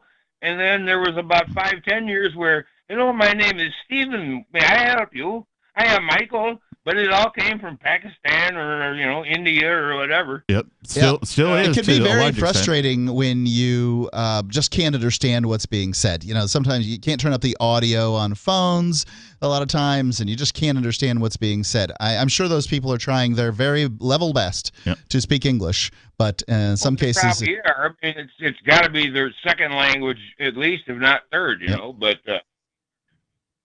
It's just frustrating when you can't talk to a person that can talk back responsibly and properly. So here's one thing I've wondered is, let's talk about Jamaica for a second. So this is an English-speaking island, but they've got a dialect. They sound different than, say, an American does. Yeah, Americans have dialects too. I'm kind of curious, why don't we just run a fiber cable to Jamaica? Surely there's one already there. And use them for so much of this phone work. Would you be able to understand them as well as... Jamaican may work for you. Right. As you would somebody who's from Pakistan. I don't know the answer to this, and I'm not trying to make fun of either Pakistanis or Jamaicans. I'm just curious. These are native English speakers that can be at times a challenge to understand. Well, I can speak to some of that. So, Greg, you had mentioned earlier... automation, sort of, the Industrial Revolution, and then now the technical revolution with, software and computers and all that kind of a thing. There's something that has delayed the advance of technology. And what is that thing? The ting. I was like, is that Miss Cleo? No. Sorry, wrong accent. Go ahead. The thing that has delayed the advance in technology is when I was growing up in the 80s, we'll say, everybody was talking about how we're going to have flying cars by the year 2000. We don't all have flying cars, and it's... I remember the show Space 1999. Right. Logan's Run, all this kind of stuff, right? So what happened is, instead of technology making everything less expensive and freeing people, what happened is people looked to the least amount of cost for production, and we got something known as outsourcing. So because labor was much cheaper in other parts of planet Earth, the robots didn't take over all of the production because human labor was still less expensive. So until the rest of the world, even today, becomes more industrialized than it is currently, that has resulted in a delay in the advancement of technologies. I'm going to say something about crypto. Okay. To all the people in crypto, I mean, we see what's going on around it. Crypto is based on blockchain. Mm-hmm. And blockchain is one of the only technologies that I know that promises to become slower and more expensive with time. What I mean by that is blockchain is a chain of blocks, and those blocks are finite in size. And so, like Roger Ver supported increasing the block size, for example, but it's still a finite block size, and people compete for that block size. So as more people join the network, there's a bottleneck, and that's why we speak about how many transactions per second. We don't say that about HTTP protocol, which is how many websites can HTTP support per second, right? Or how many emails can SMTP support. The thing is that there's a bottleneck somewhere, and that bottleneck is the blockchain. There's going to be other technologies out there that will make crypto mainstream, that will help people to vote and do all kinds of smart contracts, and it will be really cool. Agreed. But for the meantime, most technologies, though, do become faster, cheaper over time. So voice over IP literally took the cost of $3 per minute international calls, and Skype took them to zero. Right. And Skype is made by the Kazaa guys, I think, or the people who made the peer-to-peer, and there was BitTorrent, right, and all this stuff. My point is, look at that, from $3 a minute to zero, right? And the same thing has happened with like desktop printing and blogs and everything else. So I think technology does make things more efficient, and it lets one person do the job of 10. And then when that happens, you either invent more jobs, which is what we've done with blogs and marketing and accountants, and many things that I do and whatever. But also there will be a time when some people just, they don't have the skills to do the things that people need them to do. So we'll have to find ways for them to eat and to get resources. Major? Yes, sir. Pleasing to be having you, Sahib. When will you pay me in my whiskey wine for the labors I have endured? Anything else you want to mention? No. We have to get the UBI to you. Guys, have you guys ever heard of a place in southern Michigan called the Irish Hills? No. Water runs uphill. I have heard of this. When I was only like 7, 8 years old, my parents took me there. They spiked a 2x4 to the wall of a shack. Dude took a straight-legged, 4-legged chair and sat off the ground 6 feet with nothing but that 2x4 under that chair. It was amazing. Now, you guys were talking about gravity and the elongation of limbs and whatnot. Right, yep. I wonder how long the Scots and the Irish have been suffering through this indignancy that we have gotten so long in so short a time. Hey, Major, thanks for the call. We appreciate you. They have places like this across the United States. One of them is called the Mystery Spot in Santa Cruz, and there's a variety of these sort of optical illusions. The car rolling up the hill, you could do that in Spook Hill, in Florida. Yeah. No, but a true Scotsman would get that after a wee drink. Indeed. Nice. Yeah, that's a good one. I have trouble doing the Scottish accent. I love accents. Yeah, I do well, the too. good news is you just have to sound completely unintelligible. I am just like 603-283-6160. That's what's wrong with Greg's, is I could understand him. May the century be yours, boy, like the last century was mine. Sean Connery, commander of a Russian submarine with a Scottish accent. Love that guy. More Free Talk Live coming up. Join liberty-minded voluntarists, anarchists, and libertarians from June 27th through July 3rd for the 6th annual Fork Fest at Rogers Campground in the beautiful White Mountains of New Hampshire. Fork Fest is a fork of the Porcupine Freedom Festival, which sold out for the first time in 2021. Fork Fest takes place the week after Pork Fest, but Fork Fest is decentralized, which means that there's no ticket cost and no one is in charge. All you have to do to join the fun is reserve your camping site, RV site, or motel room with Rogers Campground for June 27th through July 3rd. There's no better place to celebrate Independence Day than around other freedom-loving activists in the Shire. You can find out more at the unofficial website, forkfest.party. You can also connect with other attendees on the Forkfest Telegram and Matrix chat rooms, as well as the Forkfest forum.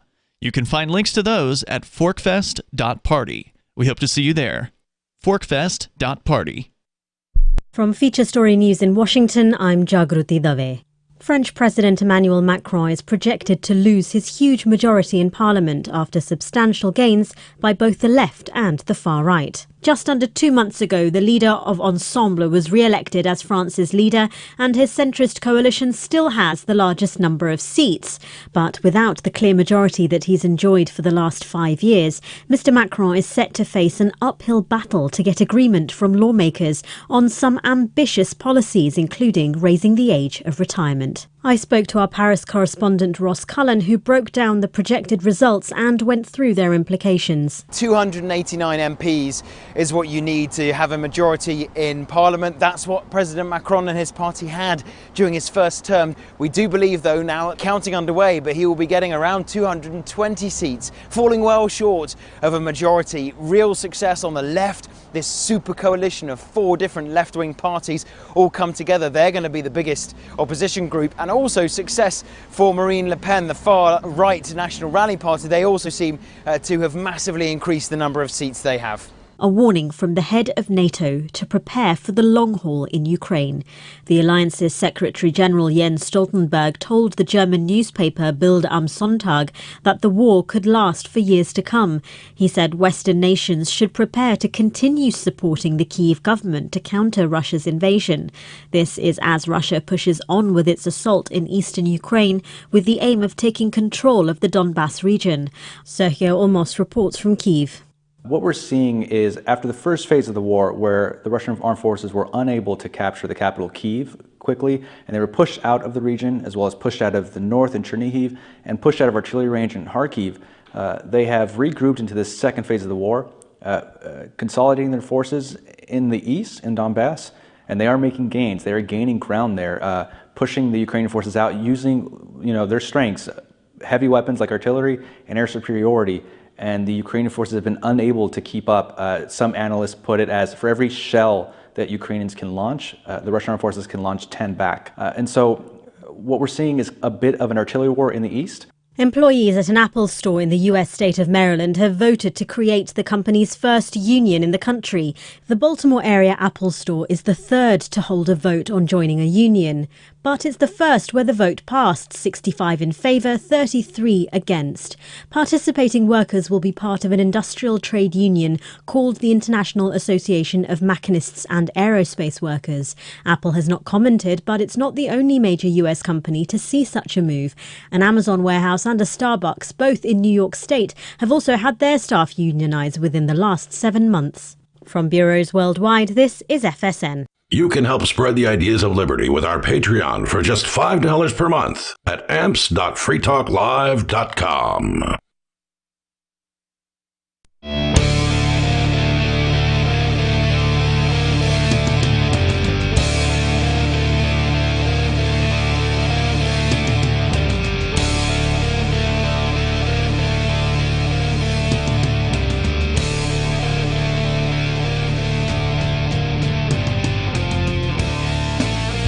And we're back.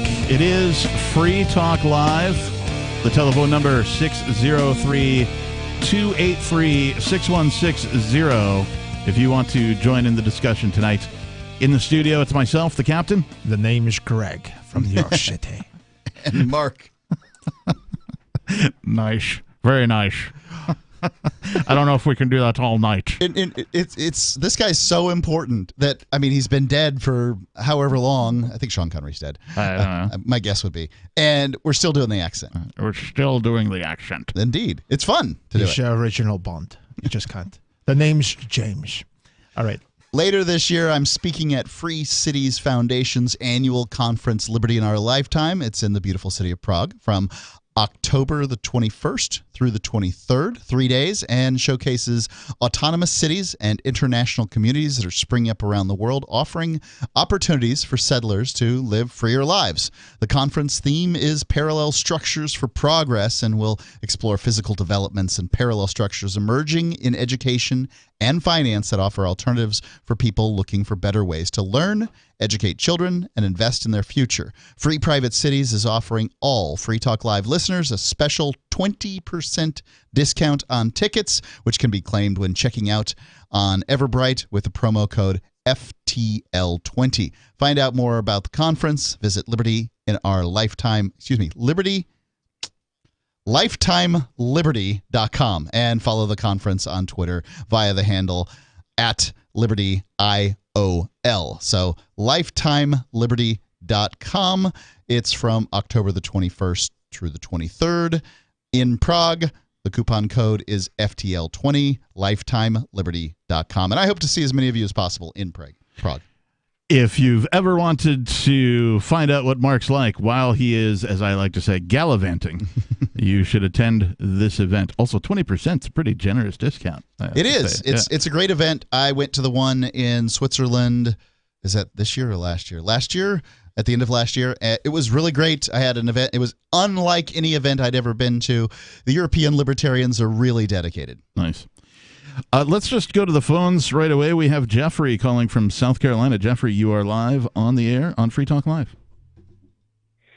Okay, well, like I told the screener, I'm sitting at Walmart parking lot, and I'm going through listening to you on radio, and I'm having to pick up the cell phone because you said you had a website, and I'm not real computer literate, but I saw the words SIP, and I didn't know what that meant, and I know that there's all kind of words that I don't know, but I just was going to call and ask what that meant, and maybe another time I can call and ask what something else means. You know what I'm saying? Sure. Yeah. So well, that's my question. We're here every night from 7 p.m. until 10 p.m. Eastern. So if you want to call the show again, call between those hours. Okay.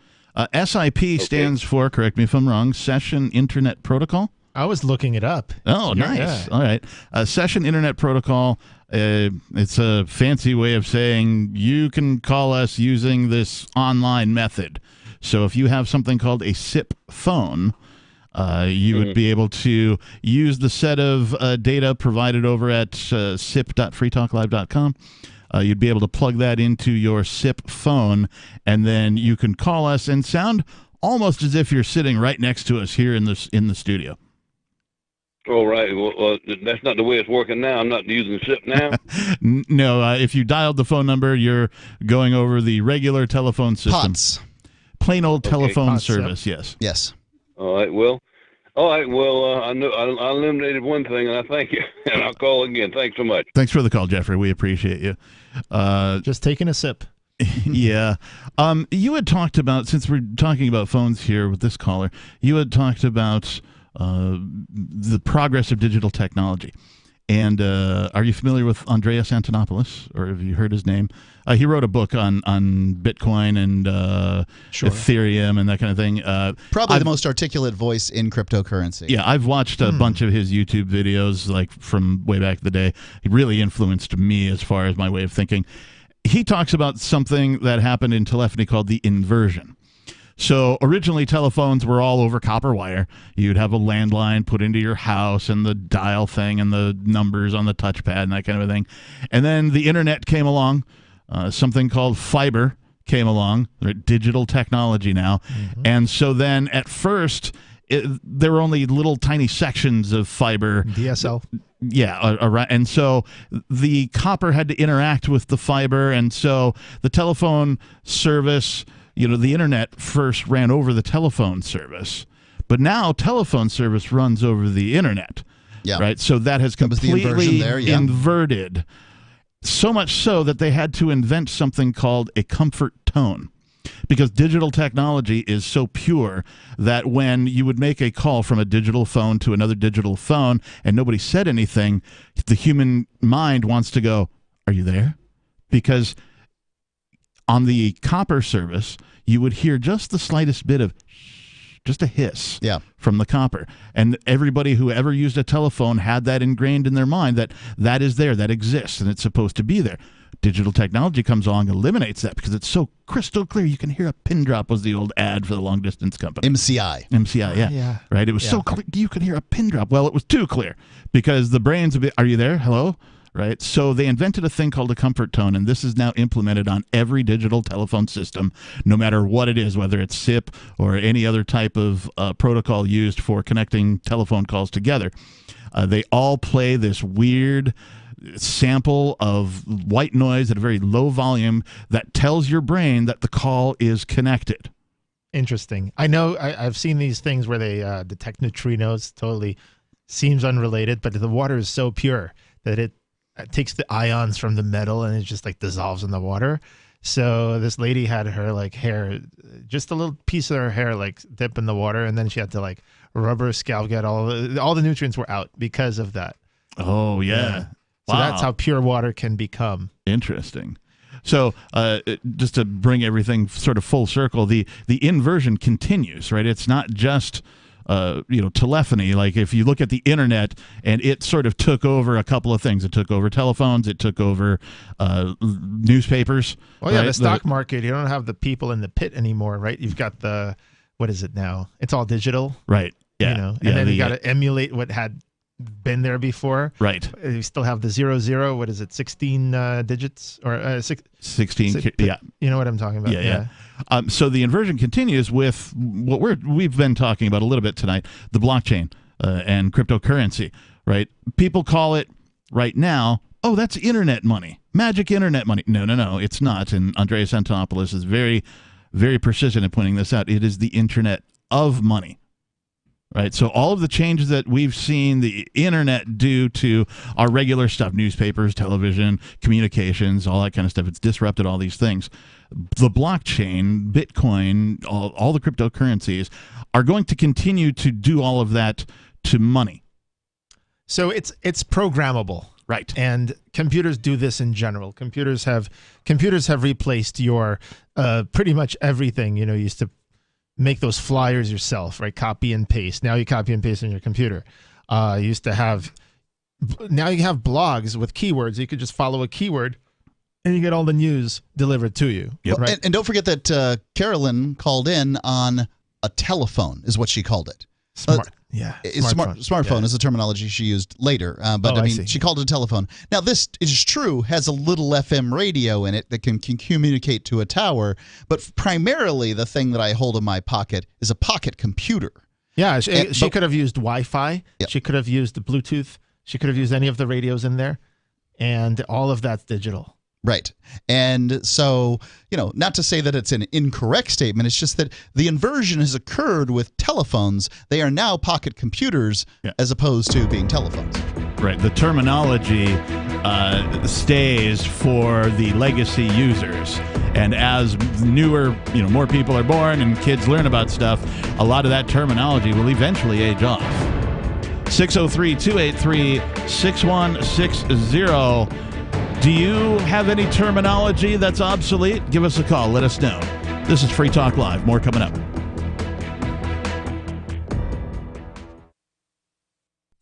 The Shire Free Church offers a sanctuary to those seeking an escape from state churches. The Shire Free Church is an interfaith, diverse group of people that may not share identical theological beliefs. As a member in or minister of the Shire Free Church, you are a sovereign individual and may be the faith of your choice. We don't claim to have all of the answers. We are open to all peaceful people. We want to learn from each other. What unifies the Shire Free Church and its diverse members is peace, love, and liberty. There are many paths to God, one for every individual. The Shire Free Church does not define a specific path beyond those parameters that must be your foundation. Peace as your way. Love as your guide. And liberty as your light. Learn more at church.shiresociety.com. That's church.shiresociety.com. There are basically two types of advertising, direct response and branding. Radio is great for direct response with its low cost to listener ratio, but audio can't be beat for branding, which is a longer term endeavor. You want to be the first thing that someone thinks of when they think about your product or service. If you have a local business that you want kept top of mind in your community, call the station. If you need national reach, Free Talk Live's got around 200 radio stations, millions of monthly listening sessions, can suit all budgets, and if we don't think we're right for you, we'll tell you. Email me, mark@freetalklive.com. If you want to know the latest about Free Talk Live before we go on the air, all you need to decide is how you want it delivered. It's your choice. Visit news.freetalklive.com to receive our usually weekly news updates by email. Plus, we have a Twitter account at twitter.freetalklive.com, and you can follow us on the decentralized Mastodon platform at toot.freetalklive.com. So please follow us at toot.freetalklive.com and sign up for our emails at news.freetalklive.com. Why did you move to the Shire? I moved here to the Shire because there's other people around who take liberty just as seriously as I do. I moved to the Shire because I saw videos of people challenging authority and thought that I could get support myself. It called to me, like, do this, right now. I wanted to be around people like me who got it, and once I got here, I knew there was nowhere else that I wanted to be. I've always wanted to change the world, so I moved to the Shire to join people who were actually working towards doing the same thing. The people here are awesome, loving, and positive. It was for the adventure and for the feeling of something important is happening here, and I just wanted to come to sort of be part of that. Visit ShireSociety.com to read and sign the Shire Society Declaration and learn the reasons why, if you love liberty, you should immigrate to the Shire. Plus, connect with others via the forum at ShireSociety.com. That's ShireSociety.com. There are lots of ways to listen to Free Talk Live. Our podcast has been around since podcasts began, and now the FTL feed is loaded with content besides our full show archives. Did you know that we make it easy for you to customize your podcast subscriptions? We have different feeds, one that includes only our full shows, one with just the Daily Digest, and our main feed that includes everything. You decide what you listen to. It's quick and easy to customize your feeds at feeds.freetalklive.com. That's feeds.freetalklive.com. Looking for a great real estate investment? Consider New Hampshire, which is ground zero for the Liberty Movement. Your first call should be to Mark Worden from Porcupine Real Estate. He's more than just a real estate agent. He's your New Hampshire concierge. Where are the best places to live? Do you want farm, city, the burbs, or forest? Do you want a duplex or multifamily building so that renters pay your mortgage? There are homes in all price ranges in New Hampshire, and Mark can help with financing too. Invest in liberty and property. Mark Worden can help. PorcupineRealEstate.com. Yep, we still do email. Drop your email address in the entry box at freetalklive.com, and you'll be kept in the loop with Free Talk Live.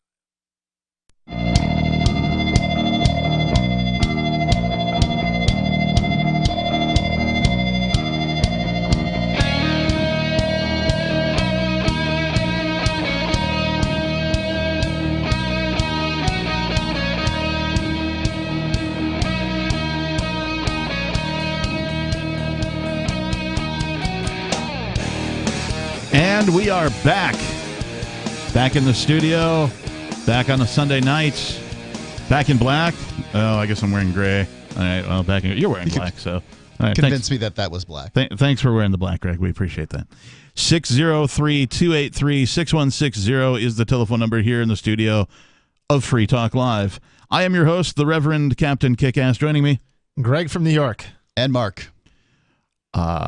What were we talking about? You looked like you had something to say before we went to blockchain, right? Yeah.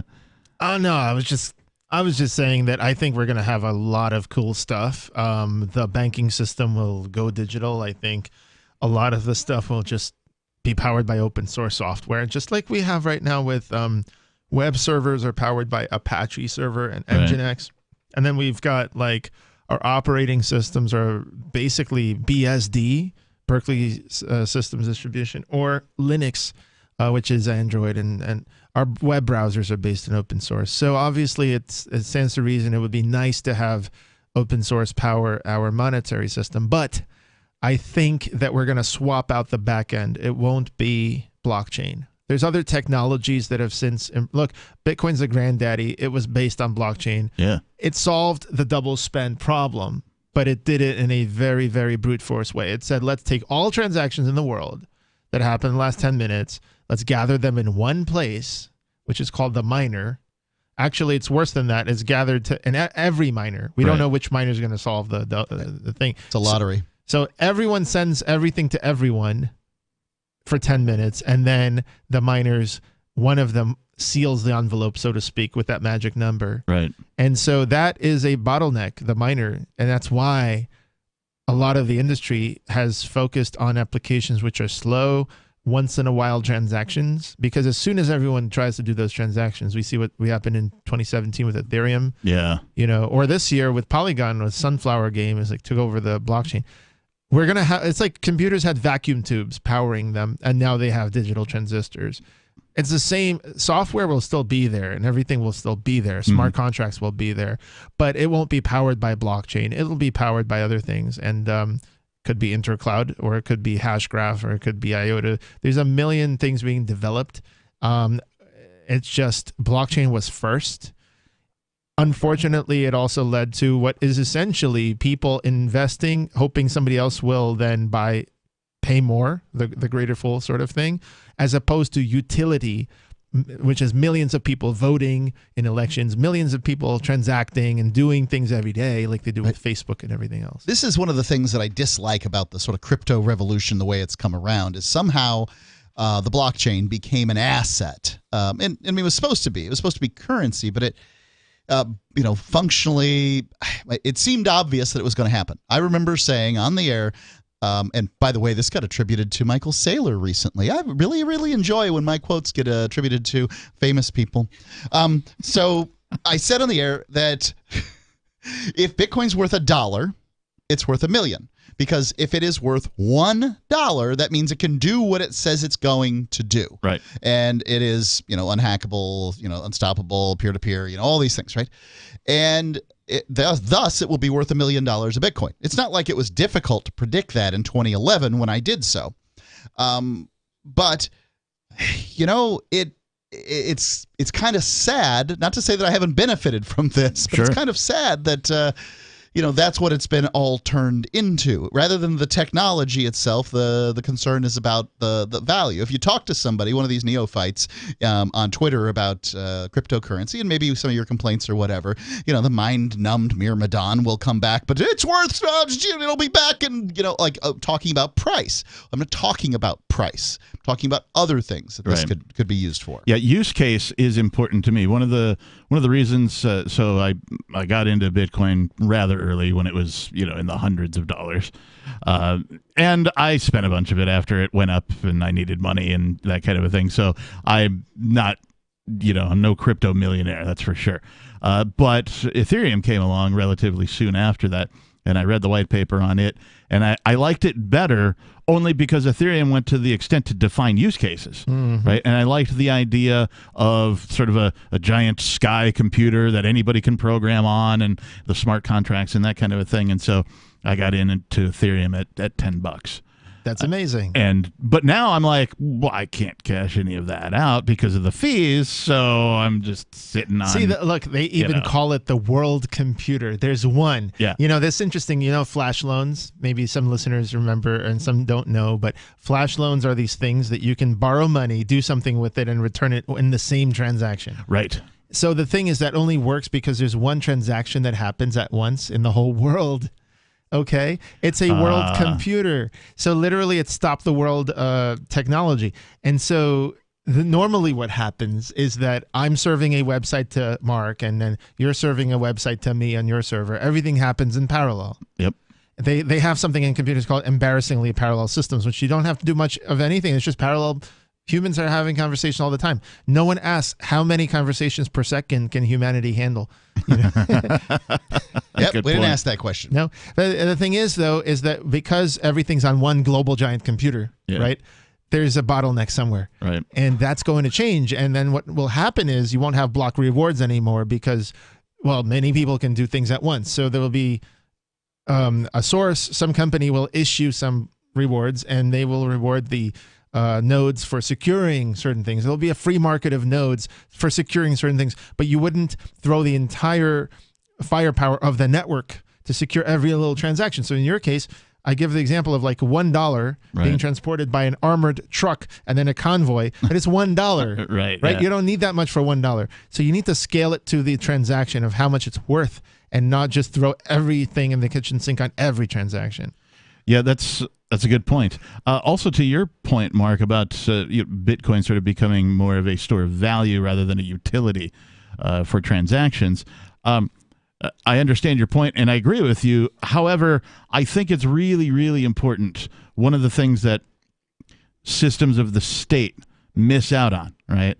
Even people with the most noble of intentions, when they go into statism and they, get elected, or they become part of somebody's, regime or whatever, and they try to do things that benefit humanity, they fail because they don't get the incentive right.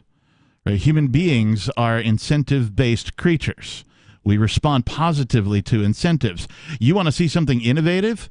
Provide the right incentive, and that's what cryptocurrency has done.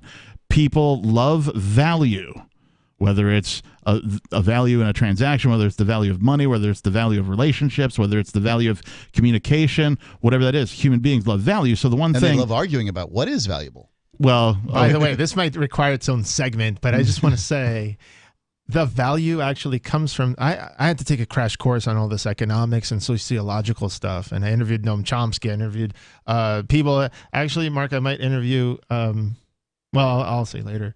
Here's the idea, is that value comes, a lot of it, from the network effect, from the mass adoption of, so like Facebook. Yeah. Facebook wasn't valuable when 2 people in Harvard used it. Right. Whoop-de-doo, I have 2 profiles. But if half of Harvard is on Facebook, I can look up a lot of people's profiles. And then you add chat, and then you add payments, and then you add, all kinds of things. It's super valuable in Harvard. It doesn't have to take over the entire world to be valuable in Harvard. So we're speaking English. We're speaking English because the British Empire went around and it conquered different places and it colonized various places and taught them English, right? We don't teach our children Esperanto very much because there's no network effect of Esperanto. So the value of learning English is that you can get jobs in English. And like you were saying, Mark, on the other show, I was listening, you were saying speaking English is a very good skill to earn money. It's incredibly valuable. Yeah. So basically you're investing in things that other people invest in. But at the end of the day, there has to be utility to people. I'm not using English just to speak it. I'm using English to solve problems and to communicate and do things, right? And with Bitcoin or Hex or any other thing, you see, it gives it more, like Hex gives you more of itself. And that's great, but what is it backed by? And people say, well, some people may say, well, it doesn't have to be backed by anything. What is gold backed by? And that's true. But when banks lend out your money, they lend it out to people who then go and serve other people. And that's what is backed by: human goods and services, or robots or whatever. And when they earn that money, they pay back the bank. So we see those goods and services. At the end of the day, money is valuable if you can exchange it for things you need. Yes. At the time you need them. Right. And so the value, the incentive comes from people recognizing that and wanting to get more of that, and solving problems and providing services and products to serve their fellow man. Serve each other. Right. And so that's where I think cryptocurrency gets it right, is the incentive. 603-283-6160. More of your calls. I want to talk about a whole bunch of stuff coming up. After a devastating war, the alien visitors were driven back, and their willing human collaborators were left behind to face the music. When Emma Jean Anderson's ex-lover brings her from prison, Nathan Foster and his 14-year-old nephew Ben are tasked with bringing the pair to justice. An easy enough job until they discover something is inside Emma Jean, and the fate of the planet hangs in the balance. The Family Business by Mike Coopery from BaneBooks.com. So you've signed the Shire Society Declaration and are planning your move to New Hampshire to be around more liberty-oriented people. Next, sign up for the Shire Society Forum at forum.shiresociety.com. There are a bunch of people there who are already in the Shire, and they want to meet you. If you're already in the Shire physically, you should also come by the forums. Remember, not everyone uses Facebook. New people are signing up for the Shire Society Forum every month, so drop in and say hello at forum.shiresociety.com. The new 4th edition of Healing Our World, The Compassion of Libertarianism, will take your understanding of liberty to a deeper level and has over 1,300 updated references, new cartoons, and a foreword by Dr. Ron Paul. With discounts for multiple book purchases, the 4th edition of Healing Our World is a great gift for the liberals, pragmatists, environmentalists, and Christians in your life who think libertarianism is cold-hearted. Get yours today at healing.freetalklive.com and use promo code FTL for a $5 discount. What if you want to hear the latest episode of Free Talk Live, but all you have is your phone, you forgot to download our archive, and you have no data connection? You can call our Listen line at 641-793-0191. That's a long-distance number, so you may incur charges. If not, listen as long as you want. 641-793-0191. The Free Talk Live Listen line, 641-793-0191. You're listening to the live edition of Free Talk Live. Hour number 3 is next after the news here on the Liberty Radio Network at LRN.FM. From Feature Story News in Washington, I'm Jagruti Dave. French President Emmanuel Macron is projected to lose his huge majority in Parliament after substantial gains by both the left and the far right. Just under 2 months ago, the leader of Ensemble was re-elected as France's leader, and his centrist coalition still has the largest number of seats.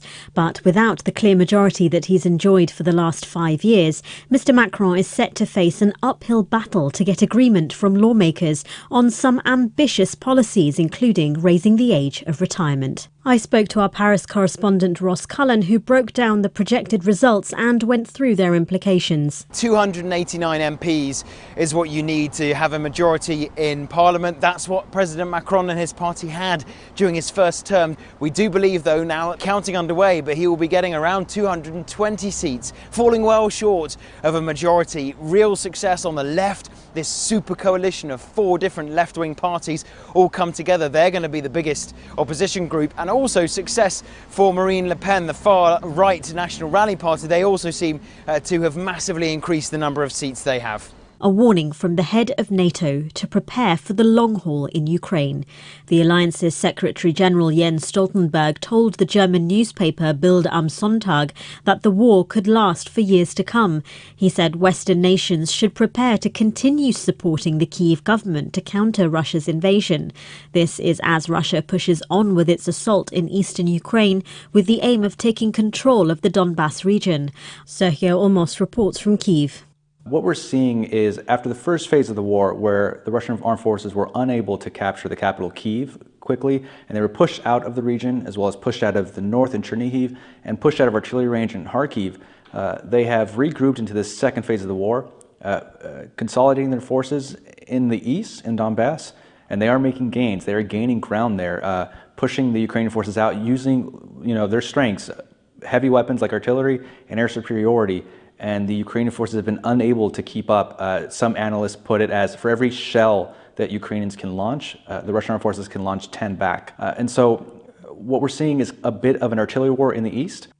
Employees at an Apple store in the US state of Maryland have voted to create the company's first union in the country. The Baltimore area Apple store is the third to hold a vote on joining a union. But it's the first where the vote passed, 65 in favour, 33 against. Participating workers will be part of an industrial trade union called the International Association of Machinists and Aerospace Workers. Apple has not commented, but it's not the only major US company to see such a move. An Amazon warehouse and a Starbucks, both in New York State, have also had their staff unionised within the last 7 months. From bureaus worldwide, this is FSN. With FSN Spotlight, I'm Simon Marks. Today, some reaction to the British government's decision to authorise the extradition of WikiLeaks founder Julian Assange to the United States. He's wanted there on 18 counts of espionage. He could face a jail sentence of 175 years if he's convicted of charges that relate to his mass distribution of secret US government documents.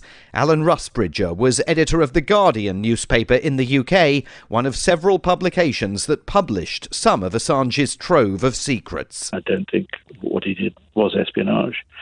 And I think it raises a fundamental issue of, here is an Australian citizen arrested in the UK for breaking US law. Now, suppose you had an American journalist who had revealed something about, I don't know, the Indian or Pakistani or Israeli nuclear programs and broke what they considered to be their official secrets.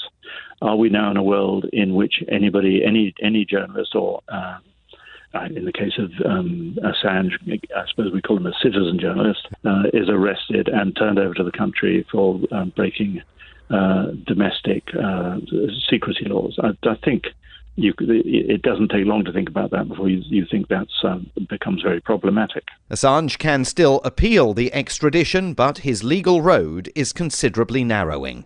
With FSN Spotlight, I'm Simon Marks. The main headlines again. French President Emmanuel Macron is projected to lose his huge majority in Parliament after substantial gains by both the left and the far right. The head of NATO warns that the war in Ukraine could last for years. And employees at an Apple store in the US state of Maryland have voted to create the company's first union in the country. And that is the latest from Feature Story News. I'm Jagrati Dave in Washington.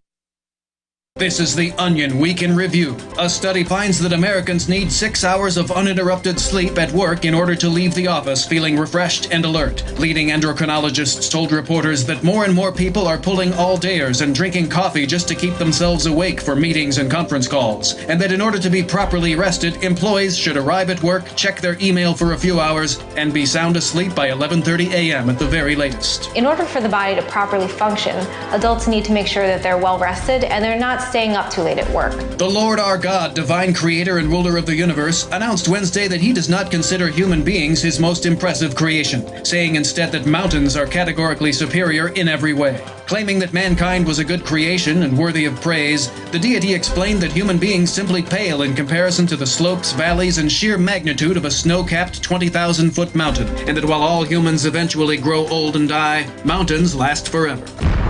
This is the Onion News Network.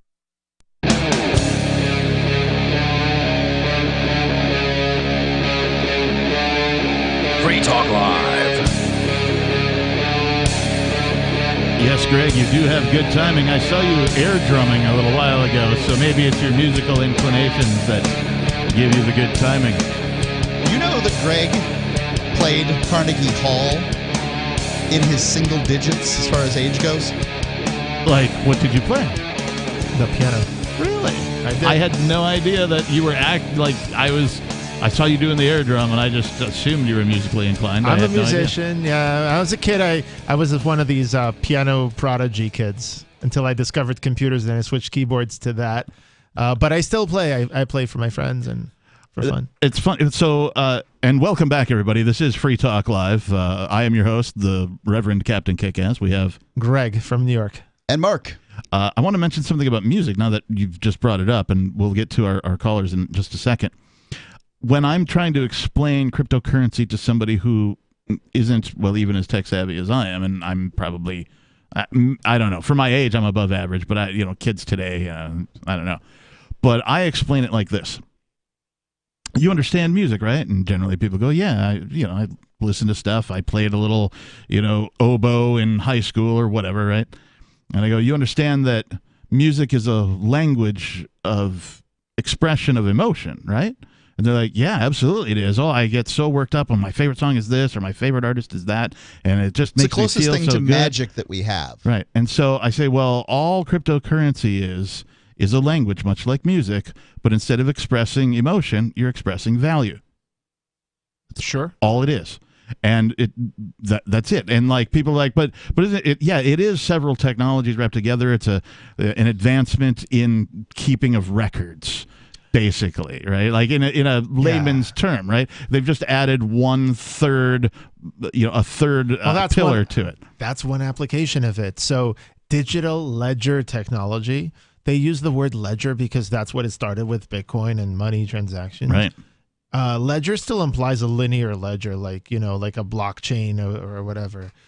Normally, what's going to happen, in my opinion, and like other people's opinion, is that it's going to happen all at once. Like, websites are being served concurrently. Mm-hmm. One website here, one website there. Same with telephone conversations and emails, right? So if crypto was that, then the big two things about crypto that are really cool is you have your own private keys, and there's a program called a wallet, but it could be anything, and it could sign transactions as you. So you store your private keys. Notice you don't need a blockchain or any third-party ledger or anything for that. You just simply sign transactions, and that's signatures, right? You can talk about signatures and encryption and that stuff. So signatures are cool in that you control the keys to your identity, and you can sign as you, and you can store your keys any way you want. You don't have a third party like Facebook doing sign in with Facebook. The other thing that crypto is cool with, and this may be the new thing, right? The cool thing is smart contracts. For the first time in human history, you can trust the program's going to do what it says it's going to do. And when. Everything. So the world computer is like again, first generation technology, I call it, right? Bitcoin, Ethereum, first generation. Yep. But the application of it, think about what that means. It means normally I run a computer program. I trust Facebook's servers to do what they say. These are my privacy settings. I hope they enforce them properly, right? Oh, there's a bug. Oh, there's this. Right. But the bugs are going to be everywhere, right? We're going to root them out with time. But the idea is that the code is run by 10,000 computers.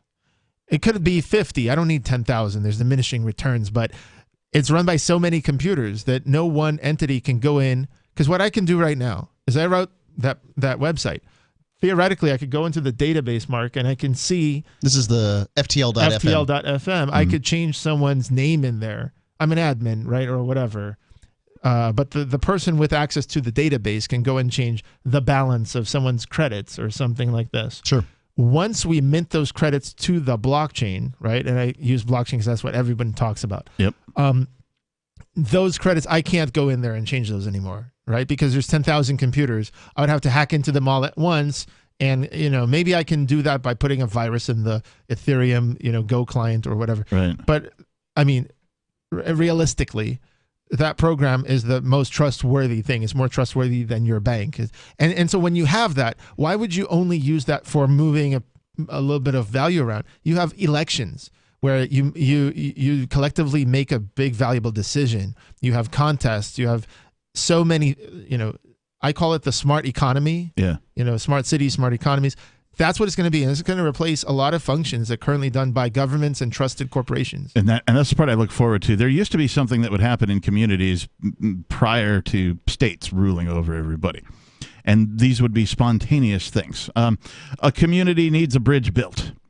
A community would get together amongst everybody and go, hey, we want to build a bridge. And so they, if you couldn't afford to chip in, you didn't. But if you could, you did. And you thought it was a good idea. And everybody sort of voluntarily gave, the appropriate amount and pitched in that, if you couldn't give money, you'd pitch in time or whatever it is. And the bridge got built sort of spontaneously, if you will, if that's it took time, obviously, to do it, but the community would get together and they would build this bridge. And then when they were done building the bridge, they would go back to whatever it is they did before this bridge needed to be built. And I see what you're talking. I see this sort of returning. The ability for communities to decide to do a thing, get it done voluntarily within the community without needing to go through 13 levels of bureaucracy and lobby the right guy and vote in this guy and vote out that guy and all that kind of thing, where they can just get together, everybody voluntarily does it, you get permission from everybody where you're going to do it, and boom, it's done. That's the beauty with crypto, is that in the future with smart contracts, you could self-organize in so many different ways. You could build that bridge, and then you can allocate to each person depending on their contribution. You can do it capitalism way. You can just raise money ahead of time, and the people take the risk and then the reward. But all of that could be done in a digital way where the rules are set in the system, and everyone has their private keys. So the only way you lose is if you lose your private keys, and there should be a way to recover from that too. I want to talk more about that, but first let's go to Sarah in New Mexico. Sarah, you're on Free Talk Live. Sarah? Sarah going once. Hello, Sarah. All right, I'm going to put her back on hold. She's holding for quite a bit, so we'll come back to her. Dozed off. Yeah, maybe. I didn't hear any snoring, though, so maybe she's not a snorer. I like the idea of... I'm trying to remember the name of the company I used to follow. They went under and they never developed into anything, but they had the idea of replacing government via the blockchain. And that is to say that entities that are currently known as governments could be as decentralized as one person. So, for example, I like a set of rules from Zimbabwe for this particular subject. I like a set of rules from Mexico to complement that, and I want it to be arbitrated by the Irish, for example, Ireland. Since there isn't already a nation that exists that puts all those together the way that I like it for me to do business, I will just go ahead and form my own virtual nation on the blockchain. And I will say, okay, these are the rules that I want. I like these. I'm going to assemble it because it doesn't exist. And then, other people like what I did. They can now join this virtual nation that I put together. And so what it does is it lifts nations, so to speak. And I'm not talking about statist nations, but it's a free market of nations. Yes, it frees the idea of belonging to a nation from geography. I think it also makes the nations voluntary. That is to say that, if I don't like the rules of this, I want to join this other one over here because I like that better and it's better for me. The incentives are right for me. Or one doesn't exist where all the incentives are right for me, so I'm going to take a little bit from this one, a little bit from that one. I'm going to put it in a big pot, stir it up, and call it the Kick-Ass Nation, right? And now, if you like that, great, you can join my nation as well. Or nobody likes it except me. I'm a nation of one, and I really love that idea. That is an amazing idea. Mark knows Free Talk Live has helped shape what I do. With Intercoin, that's exactly what we've done. I could talk about that in the next segment, but that's basically the idea of where we should be going as libertarians. 603-283-6160. Would you like all nations to be voluntary? I know I would. Give us a call. Let us know. This is Free Talk Live.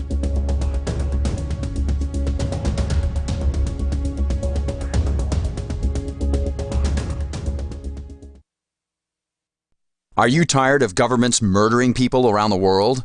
Stop using their money. There is an alternative. Bitcoin is a stateless, free market, non-political currency. Bitcoin cannot be inflated or controlled by any government. By using their money, you are helping the state. Stop doing it. You have an incredible alternative available now. Learn it, use it, spread it.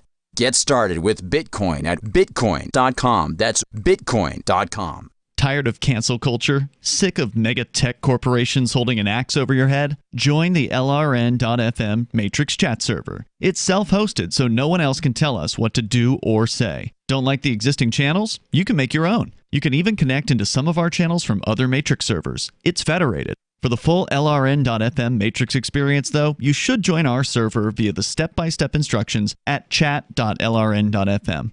Chat.lrn.fm. Do you feel like your nation, state, or community no longer holds your values? Have you dreamt of a place where people agree that liberty is important and are free to pursue their projects so long as they respect the property of others? There are many people just like you that are discovering freeprivatecities.com. Their social media links are at the upper right of the page at freeprivatecities.com. All skill levels will be needed when the first of the Free Private Cities opens. It's sooner than you think. Stop arguing and build. freeprivatecities.com. Are you tired of your taxes funding endless occupations around the world? Antiwar.com is run by people who understand that wars abroad become wars at home, wars on our freedoms. Antiwar.com is dedicated to bringing you the latest in news, views, interviews, and reviews from the top movers and shakers in the anti-occupation movement. Antiwar.com has it all, from thorough foreign policy analysis to interviews with whistleblowers who used to run the military-industrial complex. Anti-war, pro-free market. That's antiwar.com.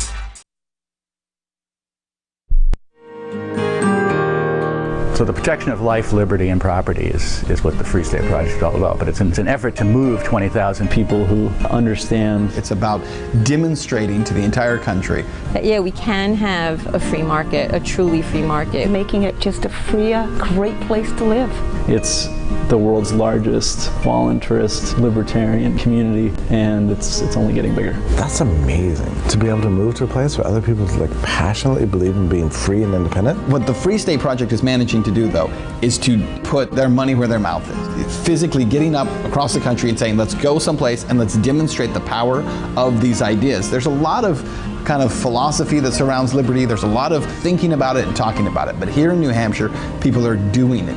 101 Reasons Liberty Lives in New Hampshire, a documentary by Free State Project Early Movers. Watch it free at 101reasonsfilm.com. 101reasonsfilm.com. If you want to know the latest about Free Talk Live before we go on the air, all you need to decide is how you want it delivered. It's your choice. Visit news.freetalklive.com to receive our usually weekly news updates by email. Plus, we have a Twitter account at twitter.freetalklive.com, and you can follow us on the decentralized Mastodon platform at toot.freetalklive.com. So please follow us at toot.freetalklive.com and sign up for our emails at news.freetalklive.com. I'm crazy about My Magic Mud. This is the most important oral care product created this millennium, and I'm not kidding. We all have different opinions on politics and issues, but we all have mouths. And I want yours to be as clean as possible, with teeth as bright as they were meant to be. I will never be without My Magic Mud. It's a little surprising, but man, does it work. If you only listen to one thing I say ever, go to mymagicmud.com and get 20% off with code FTL. mymagicmud.com, code FTL. Got Telegram? You can follow our channel there and discuss show prep with other listeners at telegram.freetalklive.com.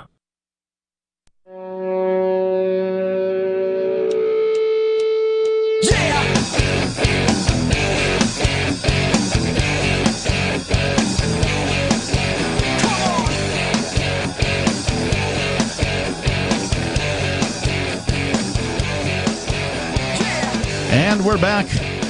Thank you for tuning in. Thank you for listening. This is Free Talk Live. In the studio tonight, it's myself, the captain. Greg from New York. And Mark. The telephone number you need if you want to participate is 603-283-6160. Again, 603-283-6160. I want to tell you that Free Talk Live's video archives have been on LBRY for years. LBRY is an uncensorable, decentralized, blockchain-based media sharing protocol, and we're huge fans of that here on Free Talk Live. We have to be at this point. Indeed. In 2020, LBRY launched Odysee. That's a video sharing website in direct competition with YouTube, and it's really taking off now with over 1 million channels, many of whom are disaffected YouTube creators. During YouTube's crackdown for not towing the government line on all things COVID, the Free Talk Live YouTube channel started receiving strikes and could be literally completely taken down at any moment. I'm surprised it still exists, but it's still there. Thankfully, Odysee started offering live streaming, so now we're streaming live every night, posting our video archives permanently to Odysee. You can watch live or anytime on our Odysee channel by visiting video.freetalklive.com. If you want to go all in, download the desktop app over at lbry.com. And then every video archive you watch, you'll help seed and keep it online forever. Visit video.freetalklive.com and follow us on Odysee today. Video.freetalklive.com. We've got more to talk about, but first, let's go to David in New Mexico. David, you're on Free Talk Live. And first of all, happy Father's Day to you. I've renamed it. It's Father's Day. Father's Dave.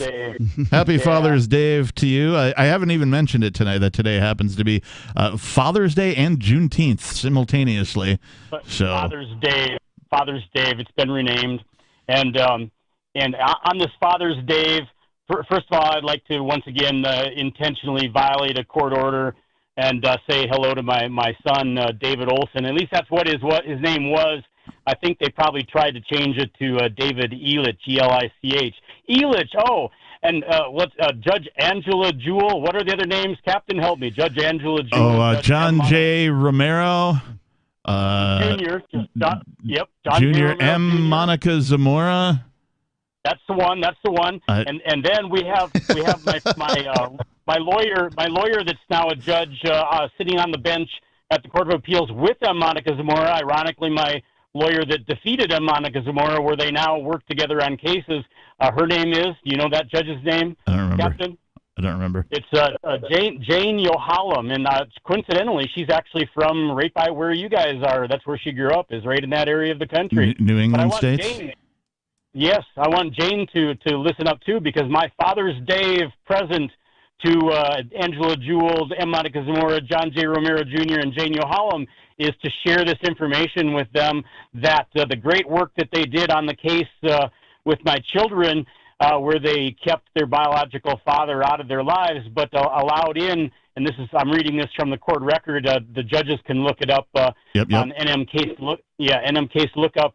The last name, Elich, E-L-I-C-H, first name, Kurt, the stepfather that was charged and pled guilty to attempting to rape my son, David Olson, his mother, and also then beating her and assaulting her. And then my son apparently noticed something was going on in the house, like an attempted rape and beating and assault of his mother. And then he got battered by Kurt Elich. You can read about it in the court records. And It sounds like alcohol might have been involved. Yes, he came home drunk at 4 a.m. You know what? Coincidentally, the very first time that I laid eyes on him, I was in the presence of my ex, and he came to visit while I was there. And when he left, I said to my ex, the first thing I said was, he's an alcoholic. And guess what happened 10 years later?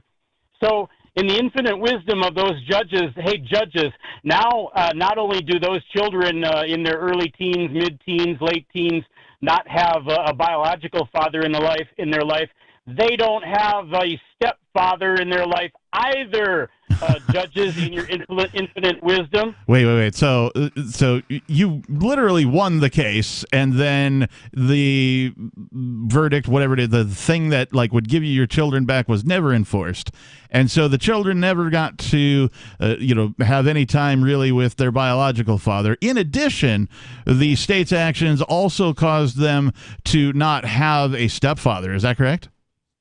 Well, yeah, only because he attacked them and tried to rape their mother and beat their mother and assaulted their mother, and then did the same thing to my son. Sounds like a real winner. Kurt Elich, yeah, he's a winner. He is a winner, yes. But this was the horse that the state of New Mexico decided to bet on. This is what shows what happens when you have no responsibility for your actions. Well, they have infinite wisdom, though, Mark. Well, they don't, though. I mean, obviously. Wisdom comes from experience. Experience comes from bad decisions, right? Like, you have to be responsible for your actions in order to have wisdom. Like, that's part of the definition of what wisdom is. So there's no way that the judicial system can actually be wise. I mean, I suppose they could do it by sheer luck. But you have to be responsible. There has to be responsibility. And when was the last time a judge or a prosecutor or an attorney, for that matter, took responsibility for anything Isn't they there did? immunity for pretty much everyone involved at the state level, including the police, right? I said it last night, and there's a meme going around on the internet that says the same thing. With great power comes no responsibility when it comes to the state. Final thoughts, David? Happy Father's Day. Hey, thanks for the call, man. We appreciate it. Dave is we call them chronic callers. He has a particular situation, if you're not familiar with it. Sounds pretty sad. All you have to do is listen. It's horrific, man. He's a colorful character, of course, but the situation that he has been put in, particularly with his kids and family court, is just heartbreaking, absolutely heartbreaking when you start looking into what has happened and how it transpired and how he actually won. He actually won, but nobody enforced the order. How does that work exactly? If he won... Well, it doesn't, apparently. What order is he violating by saying all this? So he had an order saying that it was a no-contact order against his children. And so he won the case, and no one enforced his order. Correct. But then they made an order for him not to contact his children. Which actually was made before he won. So, there was a no-contact order. So they should vacate the other order. And a lot of things should have happened here that did not happen. And then David felt his only recourse was to call a bunch of talk radio programs, including several of them in New Mexico, who then turned around and filed a lawsuit against him because he called so frequently to talk about this same subject as he does here. He talks about the same subject. His heart grieves, as you can tell. Yeah. But he felt like the only thing he felt so powerless. Imagine that. Imagine feeling so powerless on planet Earth that your only recourse is to call talk radio Three programs. idiots like us. Yeah, and tell your tale repeatedly. It just sounds so like horrific. one of those terrible situations. Yeah. 603-283-6160. This is Free Talk Live. More coming up.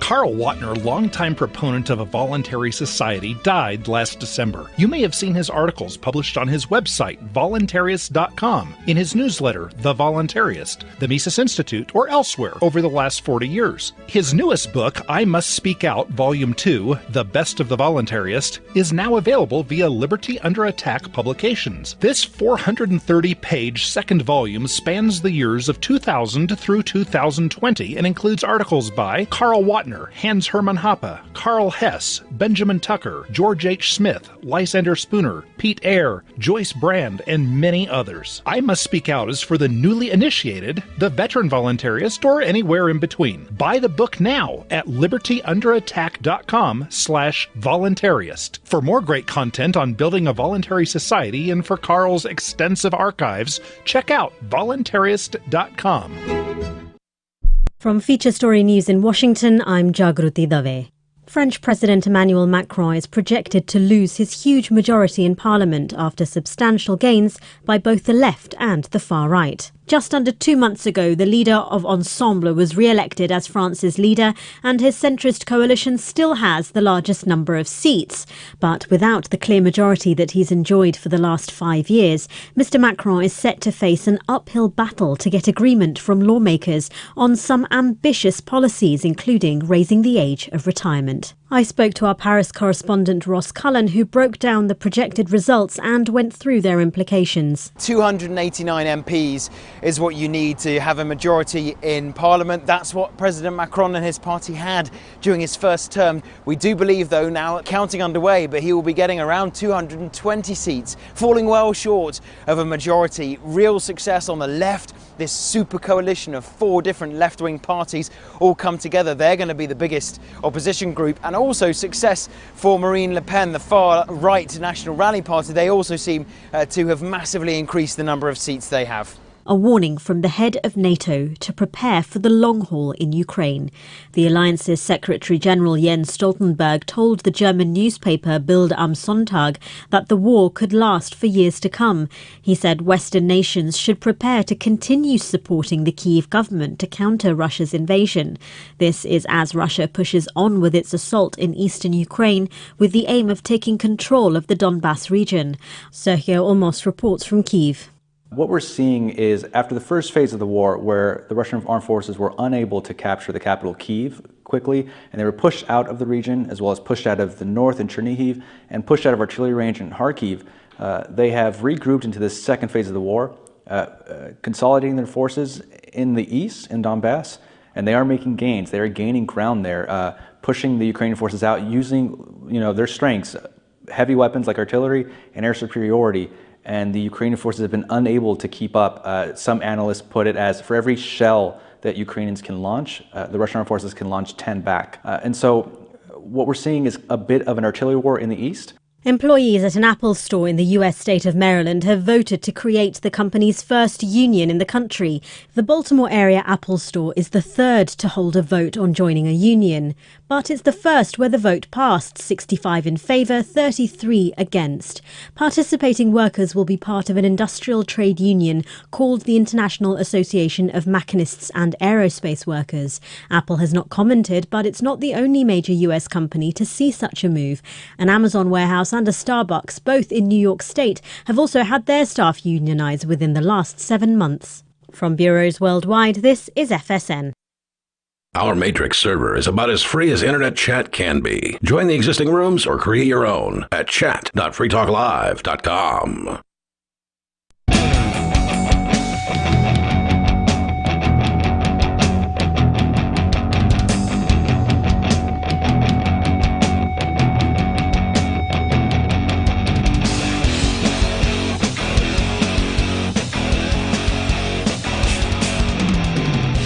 And we're back.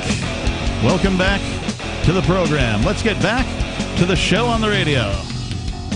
It is Free Talk Live. If you've missed any part of tonight's program or any of our other programs, you can find them all at freetalklive.com.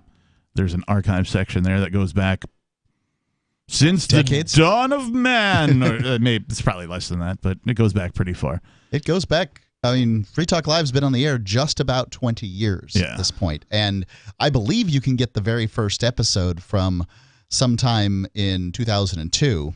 I did hear when I went back to the archives for the first time before I was even a New Hampshire person, when I lived elsewhere. I went back because I wanted to hear, like, just get a sample of a show from way back when. And I heard some guy named Manwich. That's right. My old name was Manwich. Anyway, in the studio with you tonight, it's myself, the captain. It's me, Gregorio. And Mark. Now Mark, once Manwich. You only need the edge. The reason we got rid of the Manwich name was because when we got nationally syndicated, the president of... I was going to say, you get sued for copyright or something. Right. Yeah. Was concerned that ConAgra Foods would have a problem with it, so we had to get to something else. If only they sponsored you. Right. Why not? Well... We could have Manwich cooking Manwiches. That'd be great. Yeah, I am bold and spicy. Speaking of cooking, we've got something cooking at ForkFest 2022. You can join liberty-minded voluntarists, anarchists, and libertarians from June 27th through July 3rd for the 6th annual ForkFest at Rogers Campground in the very beautiful White Mountains of New Hampshire. ForkFest is a fork of the Porcupine Freedom Festival, which sold out for the first time in 2021. ForkFest, however, takes place the week after PorkFest. So ForkFest is decentralized, and that means there's no ticket cost and no one is in charge. All you need to do to join the fun is reserve your camping site, your RV site, or your motel room at Rogers Campground for June 27th through July 3rd. I can't think of a better way to celebrate Independence Day than being around other freedom-loving people in New Hampshire. You can find out more at the unofficial website, forkfest.party. You can connect with other attendees on the ForkFest Telegram and Matrix chat rooms, as well as the ForkFest Forum. Again, links to those, forkfest.party. We hope to see you there. Visit forkfest.party. All right, we've got calls to get to. Let's start with Eric in Florida. Eric, you're on Free Talk Live. Gentlemen, how the heck are ya? All's well. What's on your mind, Eric? Well, listen, it must be my night because, like you guys said with the last guy, it's like it's a shame that somebody has to call a radio station. This is my second call to you guys. Last time I called, Mark said I was crazy because I was the book author that was calling in and I was talking about book royalties. And it's interesting that the guy that you had at the top of the hour talking When did I say you're crazy? I don't know that I've ever spoken about the book royalty things. I've heard all about it, but I did hear. Yes.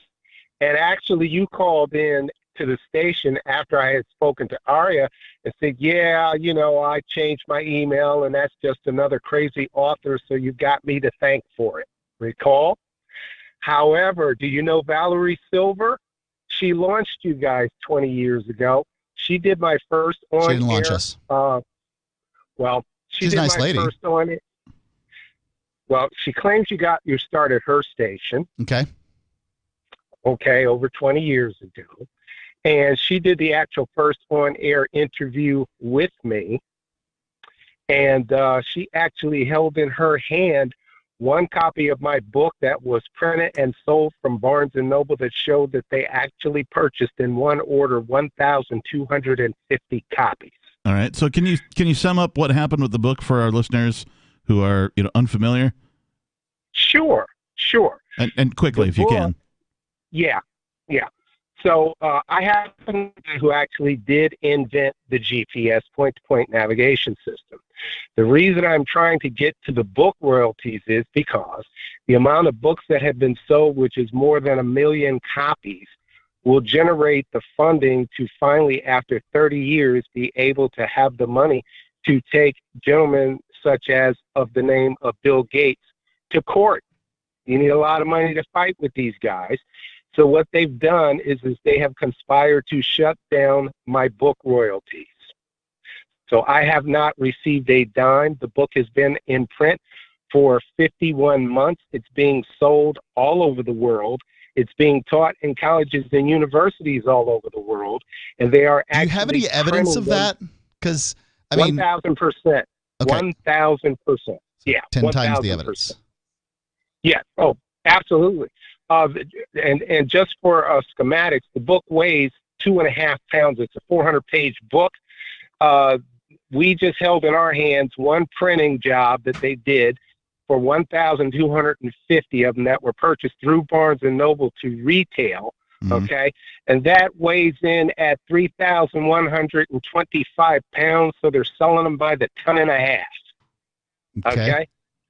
Yeah, but according to you guys, I haven't sold any because the book retails for $70. Actually, it retails for $88.54 in paperback, $44.95 in Kindle, and $205.43 in hardcover, published by Barnes & Noble Press. You can go online and you can look it up.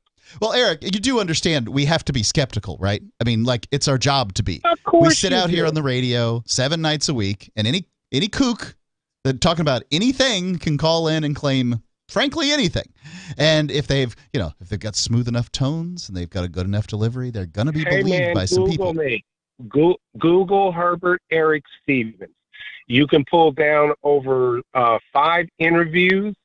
I've been interviewed by the Gritty Hour out of upstate New York, where they actually show physical documents out of the book that actually prove and validate that I am, in fact, the man who invented the GPS that's in your car, your phone, your laptop, your desktop, and any other mode of transportation. How can people? Yeah, go ahead, Greg. I'm curious about the invention itself. Like, what was because when I think of GPS, right, I think of the satellites that the government launched into space, and then they let the private industry use it. What did you invent? Like, which part of it, or all of it, or talk about that? I'm the guy that tied it all together in 1989. How? What is it that ties it all together? The one that's in your car, your phone, your laptop, your desktop, any mode of transportation. Right, that you one. Either read the book or pull down one of the interviews and listen. If you listen to any other interviews or podcasts, I explain everything from the original concept all the way through to where it got ripped off by Senator Jay Rockefeller at his office and forwarded to Bill Gates, where he hired 10 engineers, put them in a warehouse in Kansas, and they manufactured it and changed the name of it from Global World Connect to Garmin. It's all in the book. I'm the first guy to apply for original patent. The patent application is in the book. I'm the first guy to apply for copyright. The copyright's in the book. I shopped it with the Japanese NEC patent division. The letters are in the book on their letterhead. What is the patent about? What is the patent about? Like, what is the subject matter? Read the book, man. It's too long to get involved in. All right, there you have it. The book. So, but what is the average listener, just out of curiosity here, Eric, what's the average listener to do about something like this? I mean, just Google me and seek out the information. All you got to do is just listen to. Well, what if I Google you and I believe everything you say? Then what? Then what do I do? Read the book. Okay, that you don't get paid for it. But you don't get paid for the book because they're shipping them out by the ton and a half, and you don't get anything for it. Thank you. You just brought it around to exactly how I came in. So how can somebody help you, Eric? Hang on. The gentleman you had up front speaking was saying that you can't tell the truth. Okay. Well, thanks for the call, Eric. 603-283-6160. He just cut himself off. You can't sell the truth. Perhaps you did. The music scares some people, I guess. I don't know. I guess. This is Free Talk Live. More coming up. 603-283-6160.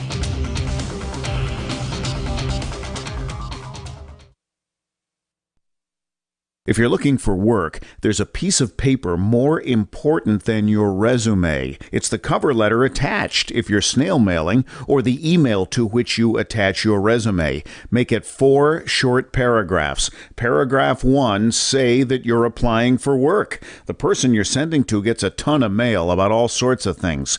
If you have a password, that's your first sentence. Tom Nelson tells me you and I should meet. Paragraph 2, what you do and how that relates to the opening. Be as specific as possible.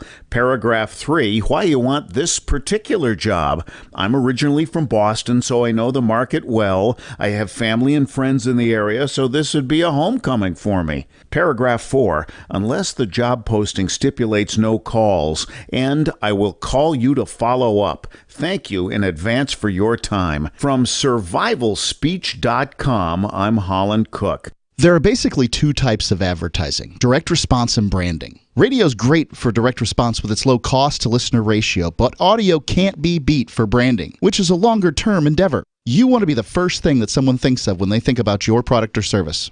If you have a local business that you want kept top of mind in your community, call the station. If you need national reach, Free Talk Live's got around 200 radio stations, millions of monthly listening sessions, can suit all budgets, and if we don't think we're right for you, we'll tell you. Email me, mark@freetalklive.com. There are lots of ways to listen to Free Talk Live. Our podcast has been around since podcasts began, and now the FTL feed is loaded with content besides our full show archives. Did you know that we make it easy for you to customize your podcast subscriptions? We have different feeds, one that includes only our full shows, one with just the Daily Digest, and our main feed that includes everything. You decide what you listen to. It's quick and easy to customize your feeds at feeds.freetalklive.com. That's feeds.freetalklive.com.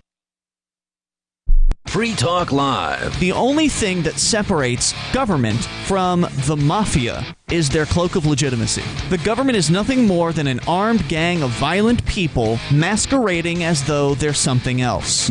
They've got these PR systems in place to make people think that there's something special about their armed gang, to make them not realize that that's all they really are. They've got uniforms, they've got robes, they've got courtrooms, they've got this aura, they've got flags, they've got pledges of allegiance, they run the schools, they run the roads, they're everywhere. So you think that they're supposed to be there. They've been there since you've been born, so they must always have to be there. Well, that's not true. They're an organized gang of criminals. You know how I know they're criminals? Because they're using force on people, and that's wrong. It's just wrong to force people to do things. Free Talk Live, 7 nights a week from 7 to 10 Eastern, live on the Liberty Radio Network at LRN.FM.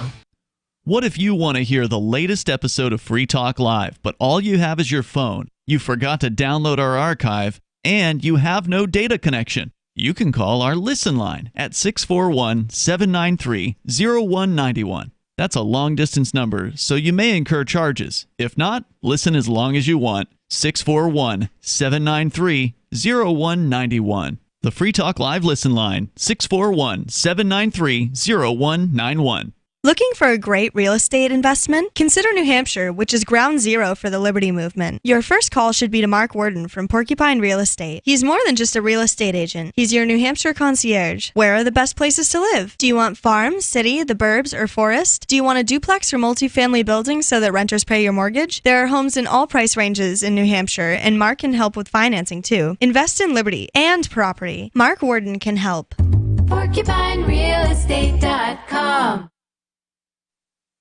You can stick it to the man and big tech. Join our FTL social mastodon at social.freetalklive.com.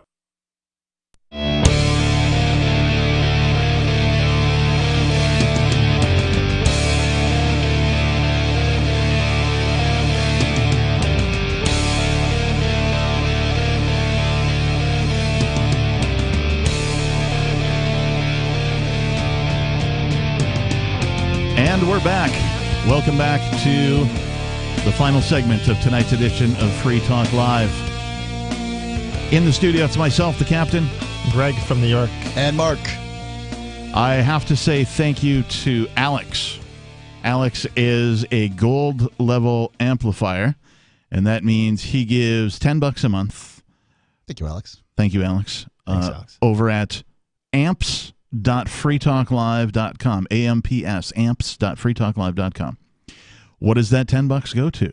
Well, Free Talk Live is currently on, I think, just shy of 200 radio stations. We could be on 250. We could be on 300 radio stations. We could be on more. It takes money to make that thing happen. It takes advertising, marketing, and promoting. So Alex has found value in this program and decided it's worth $10 a month to him to help us get onto more radio stations. So if you enjoy this program, you enjoy the hosts, the co-hosts, the guests that we have, you value the ideas of freedom, liberty, prosperity, please consider becoming an amplifier and help us spread the message of freedom to more people. Thank you again, Alex. We appreciate you. amps.freetalklive.com. And not just radio stations, by the way, but if we're building this platform, we're helping the movement around the country. Indeed, and I think in addition to being on radio stations, we're on a couple of satellite stations, and plus we're always streaming at freetalklive.com, soon to be FTL.fm. Thank you again for we're streaming there already. Oh, we are streaming. That's true. If you go to FTL.fm, you can see it right there. Yeah. So the other thing that I want to say is the show prep. I mean, I titled today's show "Another Food Processing Plant Fire," and if you've listened to this program for any period of time, you'll know that seems to be an unusually large quantity of food plants having fires. Now, when I first started hearing about this, I did some internet research myself, and I said, well, how common are fires at food processing plants? Turns out they're relatively common. However, the overwhelming cause of fires at food processing plants, arson. Yeah, I was curious about that. Arson. So this from Zero Hedge. Another U.S. food processing plant erupts in flames. Another food processing plant, according to local news Stevens Point Journal, a fire ripped through a pizza manufacturing plant in Wisconsin on Monday. More than 70 firefighters from multiple fire departments battled massive fire at Festive Foods in eastern Portage County that began around 0900 local time. The American Red Cross arrived on the scene shortly after to provide food and water to firefighters. They snapped 2 pictures of the blaze, etc., and so on. So this article continues to give you the details about the actual event itself and where and when, and you can go to zerohedge.com and read it all for yourself. They do provide a list, because Mark and I had talked about how many have there been now? How many of these food processing plants or, poultry it's enough to processing? catch our attention. Yeah. And so they have a list of 97 different fires that have occurred since January of 2021. However, only 10 of them occurred in 2021. So the other 87 of them have all occurred in 2022. Wow. And it's not even July 4th yet. So is it upset employees who are like, I don't want to come to work anymore, I'm setting this place on fire? It's the Joker. I haven't, I don't know that any of these, maybe. I don't know that any of these have declared their investigations. Why so hungry? Concluded and have decided that, it was because of this. But again, prior to these happening, and I think I just stumbled upon it a couple of months ago when I was like, oh, another one. Oh, wow, another one. Oh, and look, another one. When they started happening, I think March or something is when I started looking into it. The number one cause for fires at these food processing plants is arson. So maybe it's an insurance scam. Maybe could be that. Could be that. But I don't know. Something related to that is worldwide right now that people are saying there could be famine because of all the conflicts that are going on and disrupting supply chains, and other supply chains have been disrupted prior to for example, the recent war with Russia and Ukraine. And before that, we've also had the chip shortage out of Taiwan, and we had the logistics. So everything's going up in price, and the fuel's going up in price. So if fuel's going up, and that's for transportation, the food's going up, the governments, the central banks look at that and say, oh, that fits the definition of inflation, right? Rising consumer prices. And, of course, the trillions of dollars that you printed. Yeah, never mind the trillions of dollars that not only the U.S. government, but other governments who have central banks under their control. But they have a also solution, those central banks. They will raise the interest rates, which will tank all the markets. So basically, they have created some of the inflation that they are now tanking the markets for as well. Now, all of that sounds horrible for humanity, and it is. It is horrible. The gridlock of distribution, the rising fuel costs, the potential famines, the fires of food processing plants. This all sounds very biblically, apocalyptic. In addition to all of that, in the western United States, a major water shortage is looming as the Colorado River nears a moment of reckoning per the Los Angeles Times. As the West endures another year of unrelenting drought worsened by climate change, the Colorado River's reservoirs have declined so low that major water cuts will be necessary next year to reduce risks of supplies reaching perilously low levels, a top federal water official said Tuesday. On one hand, I understand how this has got to be scary for people, but the West, specifically from the Continental Divide westward, is an arid climate. That's what I learned when I was in school. Not a surprise. Now, arid is the next step up from, say it with me, Captain. Desert. A desert. Yeah. Right. Now, there's parts of it, like for instance, Washington State, Oregon State, Eastern, these places get pretty wet. But Los Angeles, San Francisco, pretty much the whole occupied section of California, the coastal section of California down there, Las Vegas, these kind of places, they don't really get a lot of water.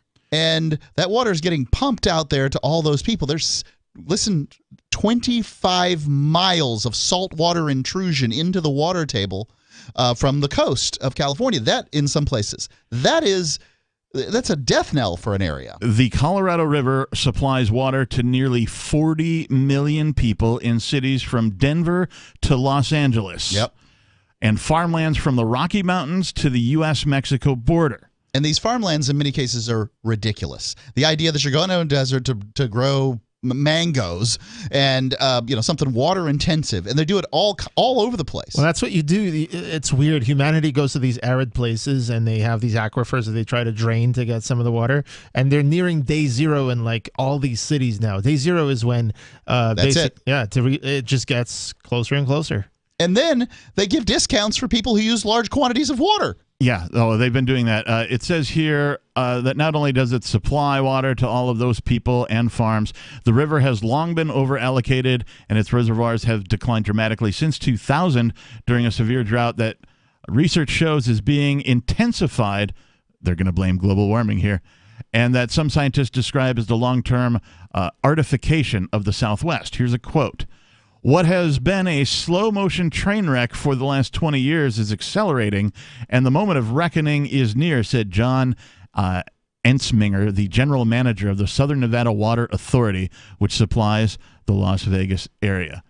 We are 150 feet from 25 million Americans losing access to the Colorado River, and the rate of decline is accelerating, is what this guy told senators. So, on top of all these other things going on. Oh, my goodness. I mean. And the insects also are declining. Like, human beings can go without food for a period of time. They cannot, however, go without water for more than 3 days, I believe, is the official number. Well, you can get enough water to drink. The problem is that all these farms are going to go under. Yeah. Further exacerbating the food problem. Yeah. The food problem. Yeah. Yeah. And so we already can't transport the food that we have. So our government, instead of solving those problems, is going to raise the interest rates and tank more markets. How about helping with the logistics of these situations? Oh, you don't want them to help. If they try to help, then we'll all starve immediately. Yeah, some of the worst words you can ever hear. We're from the government, and we're here to help. I apologize to the callers who are on hold. Please call again tomorrow or any other day. We're on the air 7 nights a week here at Free Talk Live. And you can listen at ftl.fm. I want to thank Greg for joining us in the studio tonight. It was a pleasure having you. Likewise. Thanks for making the site. If you missed any part of the program, visit freetalklive.com to see the archives. Thanks and peace.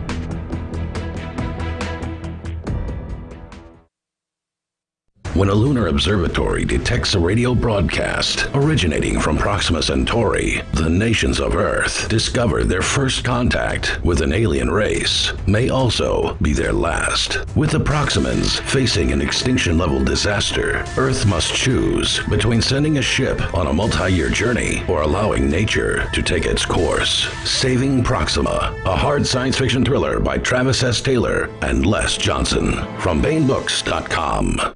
So you've signed the Shire Society Declaration and are planning your move to New Hampshire to be around more liberty-oriented people. Next, sign up for the Shire Society Forum at forum.shiresociety.com. There are a bunch of people there who are already in the Shire, and they want to meet you. If you're already in the Shire physically, you should also come by the forums. Remember, not everyone uses Facebook. New people are signing up for the Shire Society Forum every month, so drop in and say hello at forum.shiresociety.com.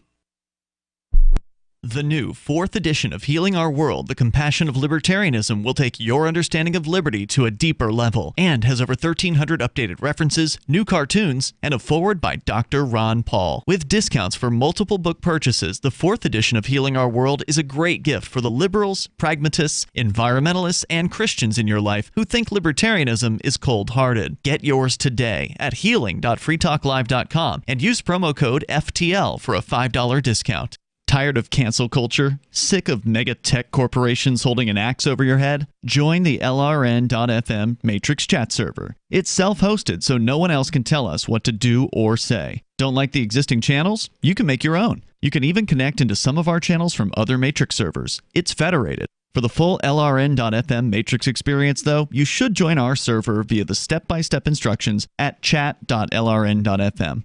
Chat.lrn.fm.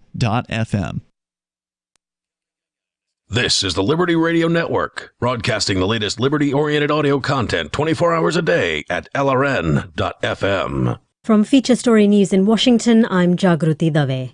French President Emmanuel Macron is projected to lose his huge majority in Parliament after substantial gains by both the left and the far right. Just under 2 months ago, the leader of Ensemble was re-elected as France's leader, and his centrist coalition still has the largest number of seats.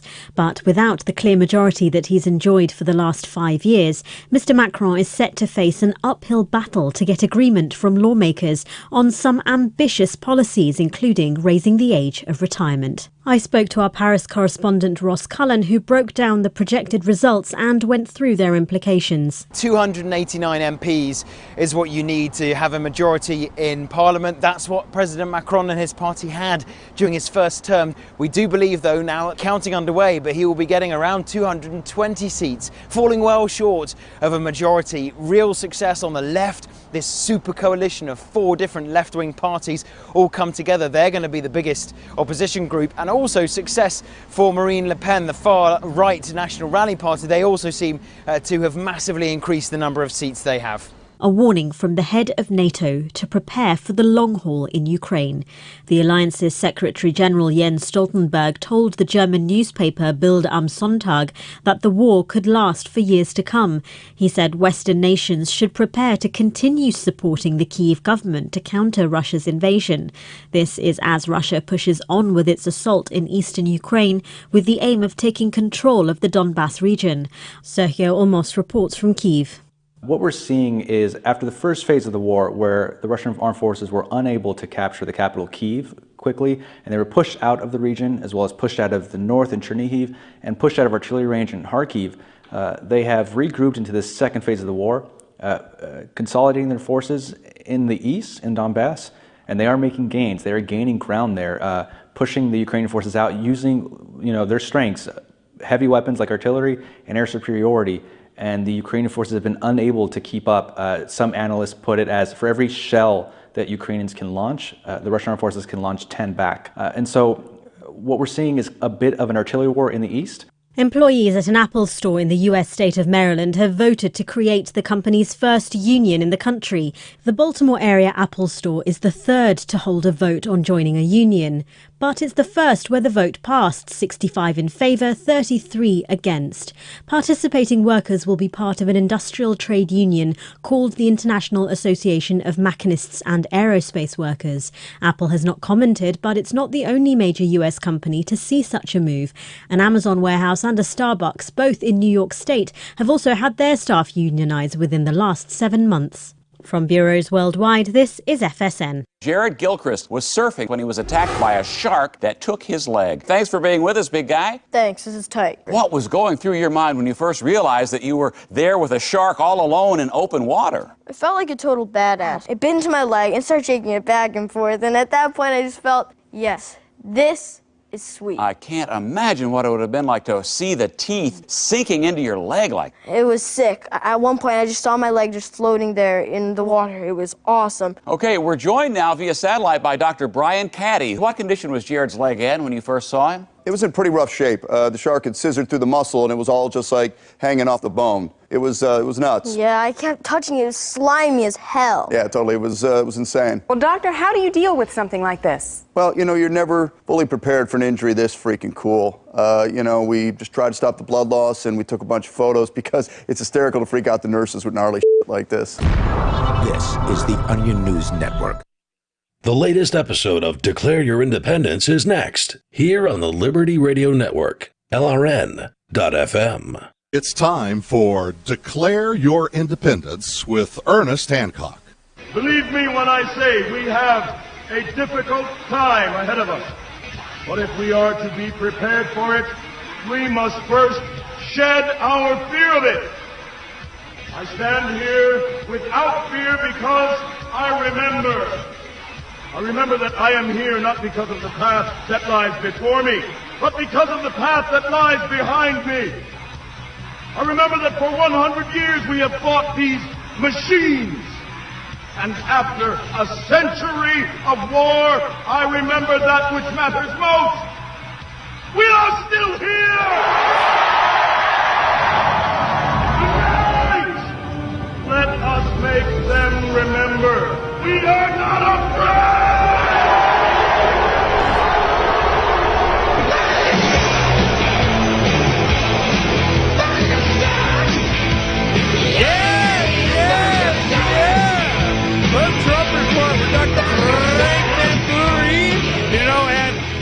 Vegas now. We had the whatever, but we're on our way to Washington State, and we got limited bandwidth, so hopefully we'll be able to stream. But there's going to be a delay between Frank and I, so that means that we have to listen to long monologues of Frank, because long monologues of Frank are the norm.